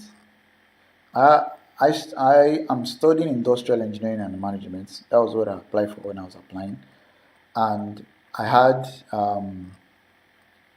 work experience in telecommunications. In fact, but I branded the experience as infrastructure, and the work I'm doing, the master's course I'm doing now is basically industry, infrastructure development, not something like that. And my work experience, which was in telecommunications, is infrastructure. It's about telecommunications infrastructure. So It's all about the big picture, how you present yourself. So it doesn't have to be in the same work experience as your master's course. Most times what they're looking for is your leadership abilities. Are you able to organize people? Are you able to influence people to go along with a vision? Are you able to do professional work? So that's majorly what they're looking for. Another question is NGO a civil society organization, non-governmental organization? Yeah, that's what civil society organization means. A civil society organization is an organization that is majorly about addressing some issues in the society, and most NGOs are like that. Most NGOs are about maybe HIV, maybe youth unemployment, youth training. You want to address cholera. There are most sometimes NGO is used interchangeably with CSO, civil society organization. So they are almost like the same thing. So another question is, what if you work in an NGO that involves a variety of projects that across health, education, and other humanitarian services? What industry and SDG should you choose for? So you can just choose one. I mean, you don't have to choose, just choose one. You mentioned it cut across health, education, and other humanitarian services. Just choose one. It's either health and, of course, you can have work experience that have a lot that can be applied to, that different SDGs can apply to them. Just choose one. You don't have to choose all the three or all the four. Just choose one SDG that you are involved in. Okay. Another question: what are my experiences is working with an NGO that's involved in mentoring and organizing programs to involve the youths in taking on projects that involve the SDGs? Under which SDG goal does this fall under as we do all of them? Okay. Um, I think what you just described can be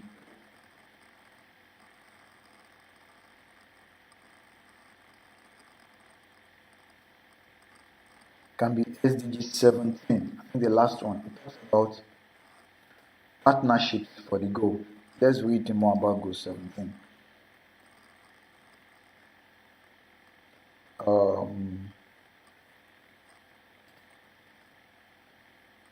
So the last SDG goal 17, partnership for the goals, it talks about partnerships between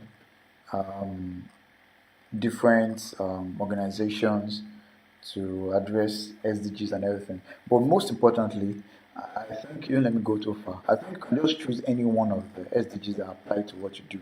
Since you mentioned youth, that is about youth development. Let's see which one of these addresses youth.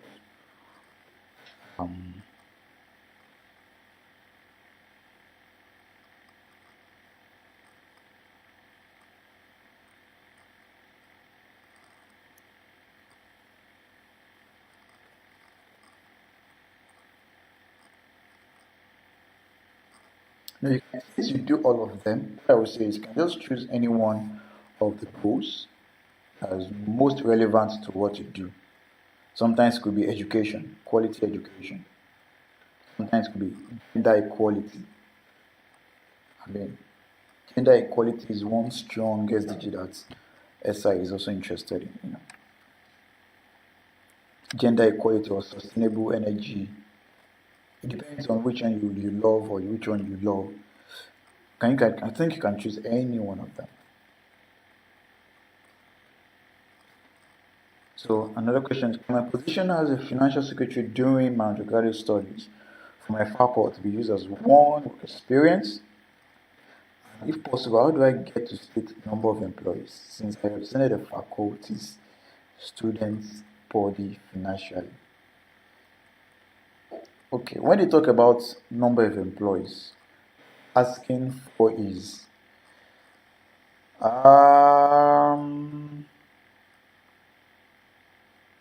I think the experience you just mentioned now, financial secretary, is more about network, because your you worked as financial secretary for maybe a student, a faculty association, which is basically a network of students. It's not a money making organization. It's a network of students for student development, student affairs, student issues, to address student issues. So it's a network. So it's I think it shouldn't come under work experience. I think it should um,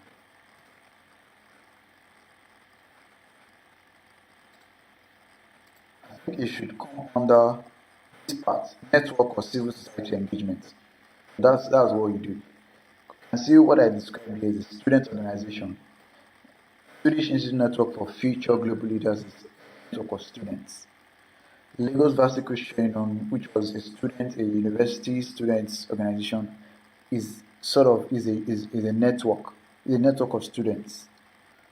Exactly. So I think it's best to describe it as a network, not as work experience. And what they really want to know about is in networks is how many members does the network have, and some other things like that. Okay, someone says the address being my postal address on my house address because it's for an official use. What they want is your house address, not your postal address. At least from what I'm seeing here, from the template. What they want to see is your house address. So you just use your house address and yeah.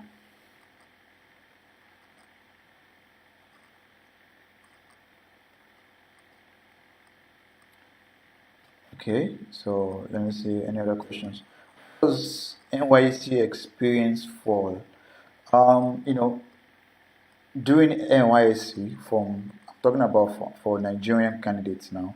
During NYSC, you were involved. Most likely, you were posted to a company or a school, to work, and then during maybe on Thursdays, you are part of a CDS group, which is a community development service group. So during NYSC, you had work experience and you had civil society experience. I mean, that's a double engagement during the NYSC. Your work experience was as a teacher in a primary or a secondary school, or as an engineer in a company that asked, you know, doing NYSC, and then your civil society experience is your CDS experience. So that's how it is. So if you've been in student unionism, which experience should you fall under? Student unionism. As you can see here, Lagos Varsity Christian Union was a student union, a student organization. So it it falls under a network because all the students associations, professional associations, law association, medical association, they are networks.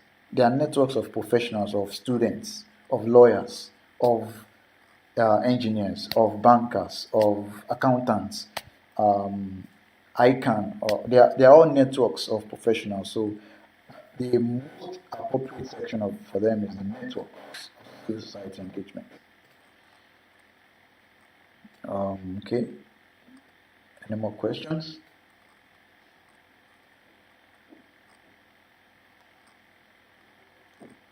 Okay, I've been talking for 2 hours straight. Oops.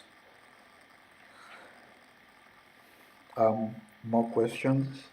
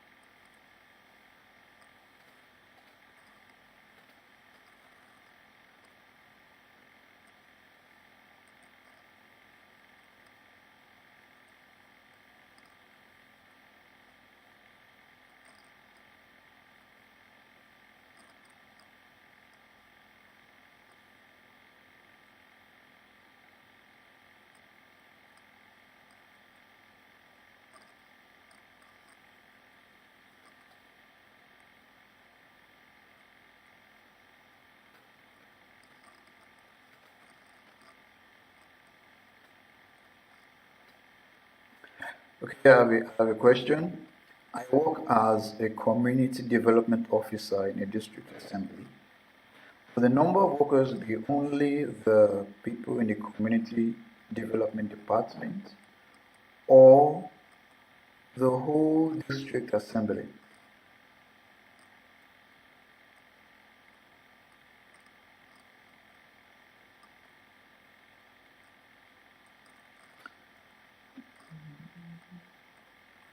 I mean, there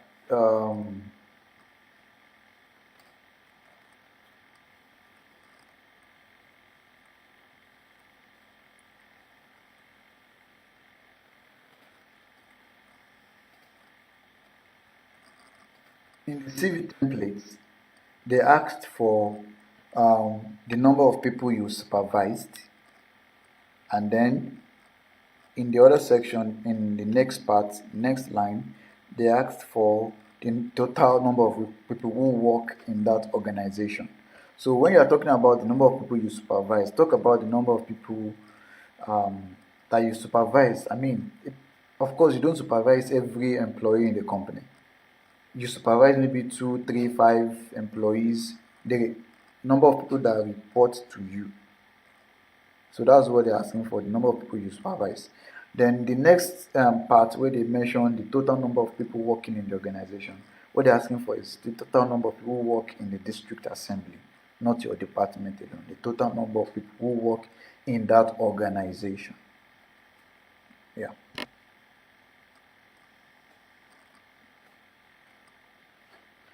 I have done some certificate courses, HSC 1 and 2, Human Resources Management, Project Management, and Customer Relations. You can add this to the CV. Yeah, you can add it to the Education and Training section of the CV, starting from the most recent. If these certifications are the most recent ones, add details there, then followed by your university education, or if you add all these certifications um, for your university, just arrange them chronologically from the most recent one, from the most recent to the from the most recent. But actually you can't add your certificates, your HSC 1 and HSC 2 certificates to the CV. Essentially what the template is saying, they don't want to start attaching any other. I mean, it's um, do not attach any other documents. Don't attach HSC 1, your HSC 1 and HSC 2 certificates. Just talk about them in the education and training parts. That's all.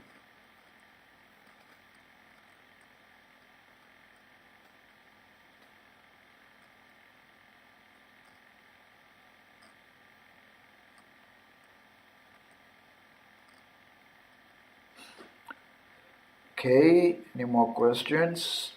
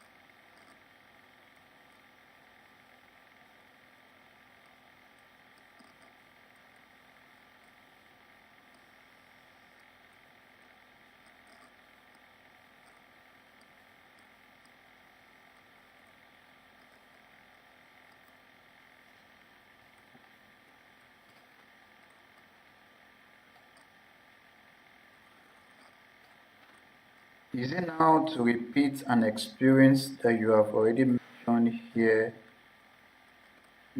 in the motivation letter? Well, the motivation letter template is not yet available, so I don't think you start worrying about that. So just mention all your experiences in the CV.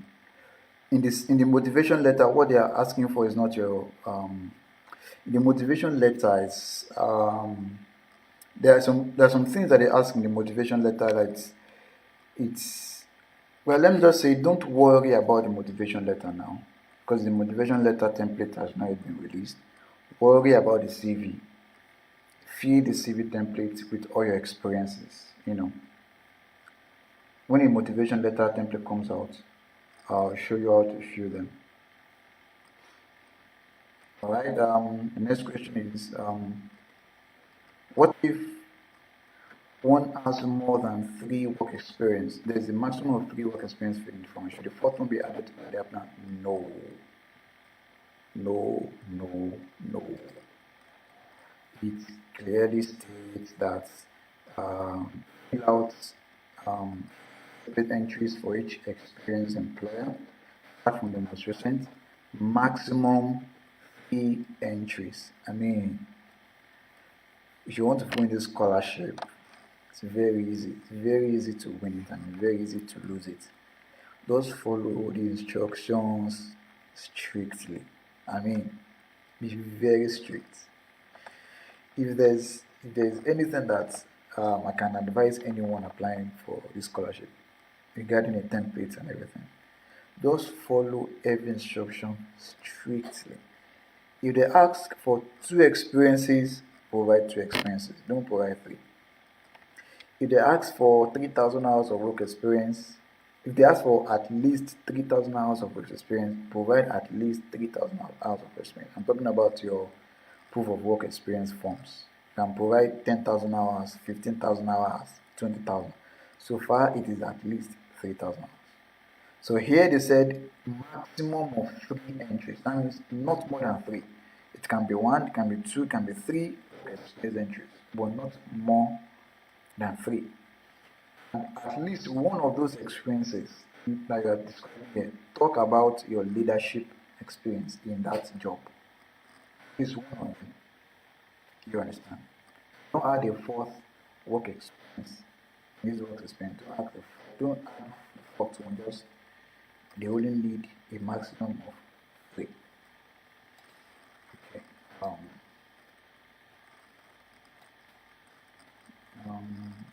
The question. I work in the University Medical Center.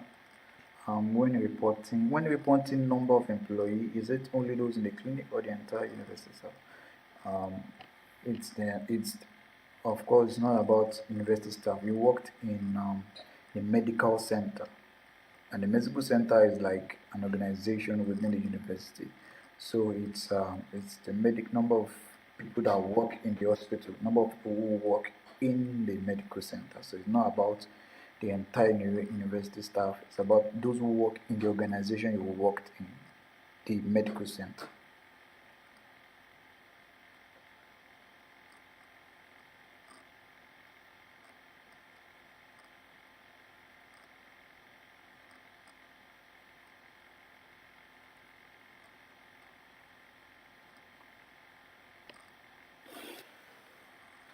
Please come again. Work experience and leadership experience entries. Okay, let me say it again. The CV, the section on the work experience part, they want a maximum of 3 work experiences. 3, maximum of 3. So that's why in this CV, you can see I only put 3 work experiences. And I said these work experiences, at least one of them describe a leadership experience that you had in each one. So this work experience, community manager at bolajifolorunso.com, and then listed my duties. Then the last one was a leadership experience I had in that job. Talking about the number of people that what I did as a leader, and the number of people I led, the number of people I was supervising. I hope you understand that. Okay, I didn't add the number of people I was supervising, so I didn't add the leadership experience in this first one. But I added the leadership experience in these other ones. Here, as I mentioned, of employees that I supervised, 28 company employees 28 company employees were under my direct supervision during this project. This other one I mentioned assisted in coordinating the activities of a team of network surveillance specialists as an assistant to the team leader. So consider I mentioned my leadership experience here in this job, and my leadership in this job also. One, I didn't mention the leadership. So they said they want a maximum of 3 work experiences. I mentioned 4. Either 1, 2, 3 experiences. And at least in one of them, talk about your leadership, the number of people you supervised, and what you did as a leader in that job. At least one of them. Any other questions?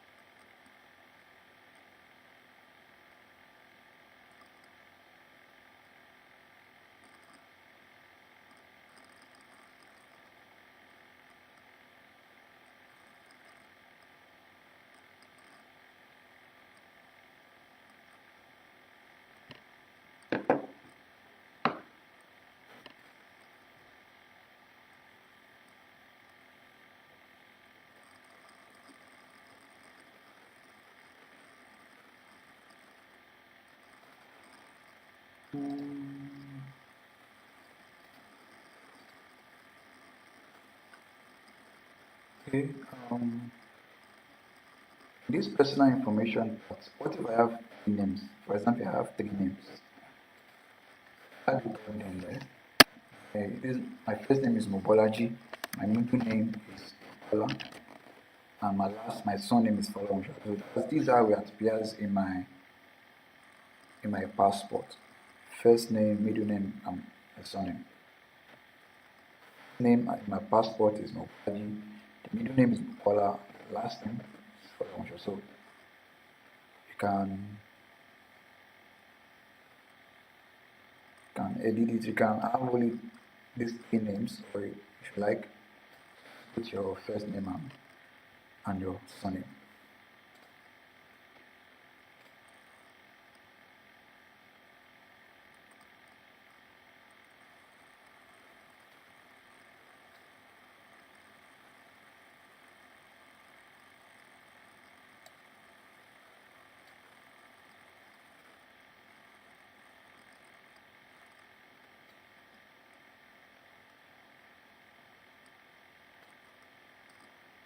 I need to advise on this where I did my PPA gave me an employment which is currently on. Should I put the work experiences differently or make it as one work experiences I'm still working there? It depends if your title changed. Like if the title or your job duties changed. If it's still the same job that you've been doing since NYSC and now, nothing changed. Your title didn't change, your job responsibilities didn't change, everything was still the same. Just write it as just one work experience. But if you add 2 different or more than 1 titles, job duties, different job experiences, job responsibilities in the same company. Okay, let's say you started as an intern. So you started as an intern, and you were employed fully later, maybe 2 years later, as an associate. So that means you have, even if it is the same company, you have two different work experiences in the same company. You have two different job duties, job descriptions to the same company. Just mention the name of the company here, and when you held the job, your the date that when you started your job as an associate, maybe till today, and the title will be associate, name of the company. Then the next one, the one before it, maybe it was the 2 years before this one, you use the name, you title then intern, then the name, the same name of the company. That's because you have different job descriptions, but it's still within the same company. So that means you use different work experiences.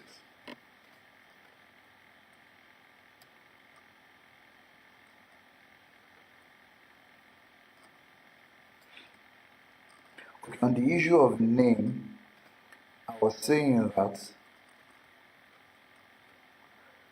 I know most people have three names. I mean, you don't have to, it's not compulsory you put in your three names here.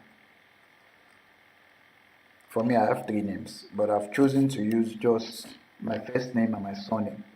But if you want to include your third name, your middle name. Just put in your first name, middle name, and your surname. Like my middle name is Bukola, so if you are the one that wants to include your middle name, your third name, just include it as the middle one. The last name should be your name, your surname, the last one. That should be your first name, middle name, the last one, your surname, your last name. But if you're okay with just two, just put your first name and your last and your surname. Name, surname. First name, surname. First name, surname. Okay, I think I will take one last question and then we'll be done. Just one last question.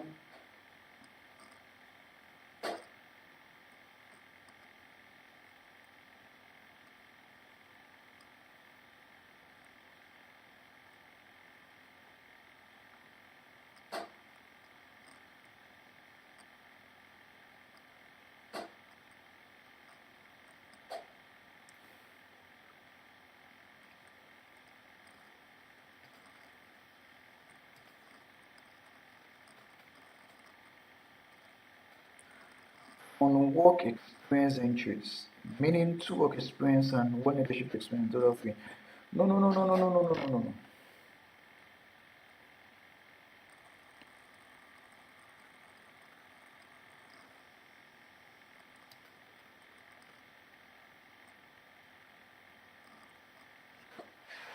I mean, look at the sentences. Understand what they are saying in the instructions.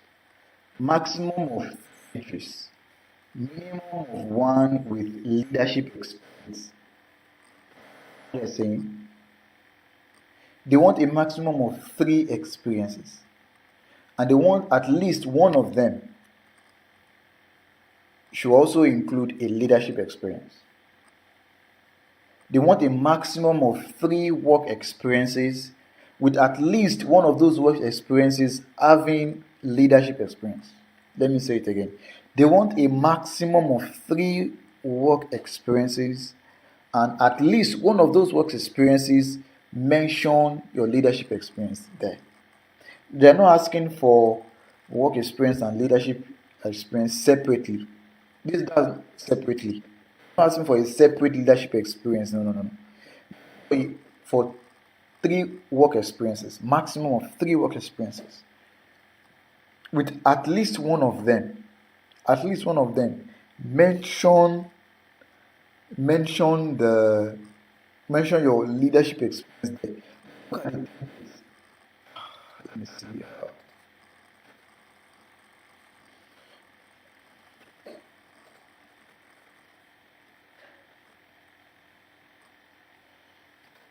Uh,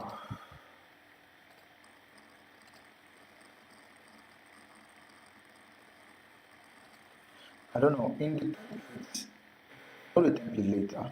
In the template, you will see that the instructions in the template, the original template of the CV, we talked about here. We mentioned replace this with your job duties and responsibilities. Then the second one, they said replace this with your leadership experience if you have. I think I need to show you this.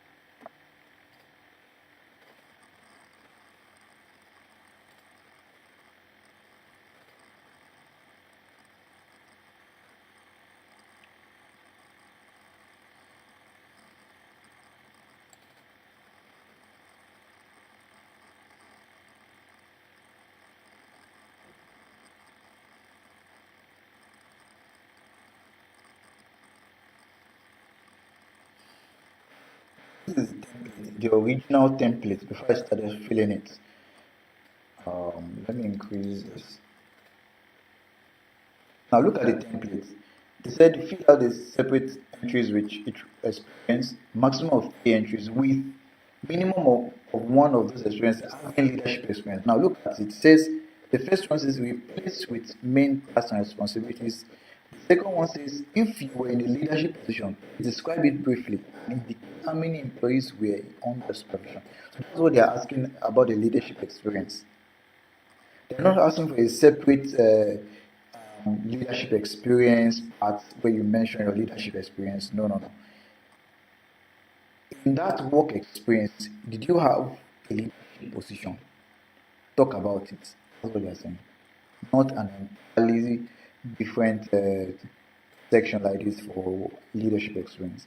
Maximum of 3 work experiences with at least one of those experiences, as you can see here, mention leadership position, at least one of these work experiences. Mention one if you had leadership experience.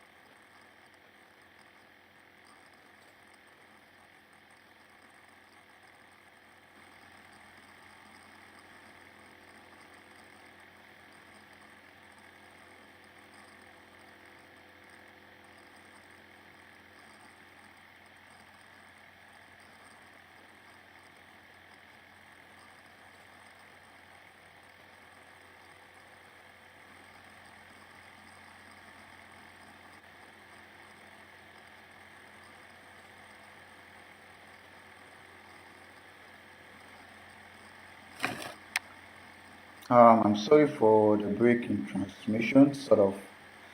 I don't know if you are still um, getting this. I'm sorry for the break in transmission, sort of. I don't know if you are still getting this. I'm sorry for the break in transmission, sort of. I don't know if you are still getting this. I don't know if you're I'm still sorry getting for this, the but break in I hope you are transmission, still sort of. getting it. I don't know if you are still. Let me just quickly address these questions and then we are done. Getting this. I don't know if you I'm include sorry my for the clinical break in. I hope you are still laboratory getting it. posting I experience don't as know part if you of are my. still. Let me just quickly work address these experience. questions Yes, and then we are you done. can. Getting this. I don't know if you I'm include sorry my for the break clinical in. I hope you are laboratory still getting involved it. an NGO Posting I experience. don't Which know fall under let me just SISGP quickly work address these experience. questions Yes, and then we you are can. done. Getting this. I don't know if you I'm include sorry my for the break clinical in. I hope you are laboratory still getting involved it. an NGO I don't know fall if under you let me just are quickly work address these experience. questions Yes, and then we are you done. can. I don't know if you I'm include sorry my for the break clinical in. I hope you are laboratory still getting just it. work I don't know fall if under let me just quickly work address these experience. questions and Yes, then we you are can. done. I don't know if you I'm include sorry my for the break clinical in. I hope you are laboratory still getting just it. fall under let me just quickly Work address these experience. questions and Yes, then we you are done. can. I don't know if you include my clinical laboratory just fall under let me just quickly address these questions and then we are done. I don't know if you include my clinical laboratory just fall under let me just quickly address these questions and then we are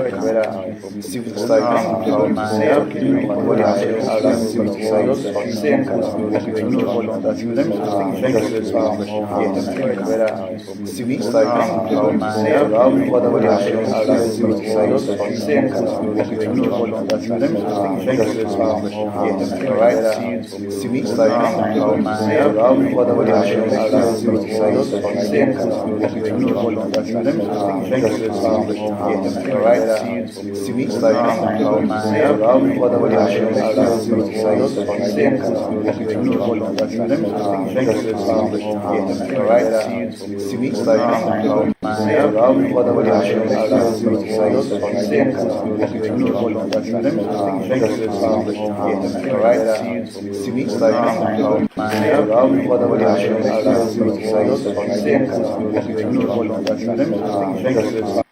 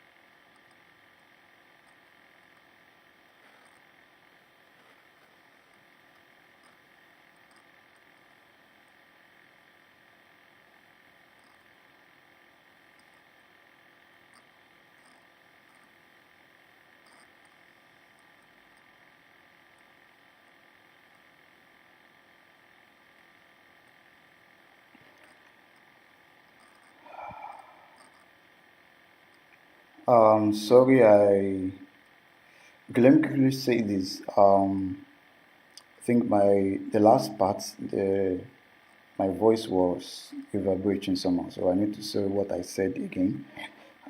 I have, for concerning this question, I have a volunteer experience involved with an NGO which falls under civil society organization, but also work experience. Can I have the same experience for both work and civil society experience? No, I think you just stick with one. Just stick with one. Either um, either work as work experience or as CSO. Just stick with one. don't use the two. Just stay with one. Then, as I said earlier, I would advise you to use it as a CSO, a civil society experience instead of work, because it's about you volunteering. So I think it's better to use it as a volunteering experience.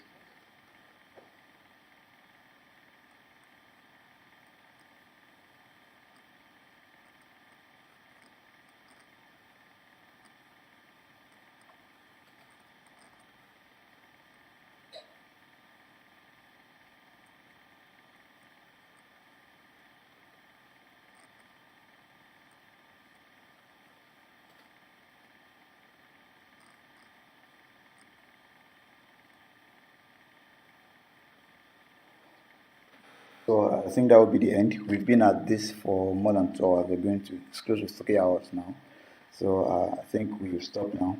If we have any other questions, we will tackle them in the group, in the WhatsApp group. So bye. See you later.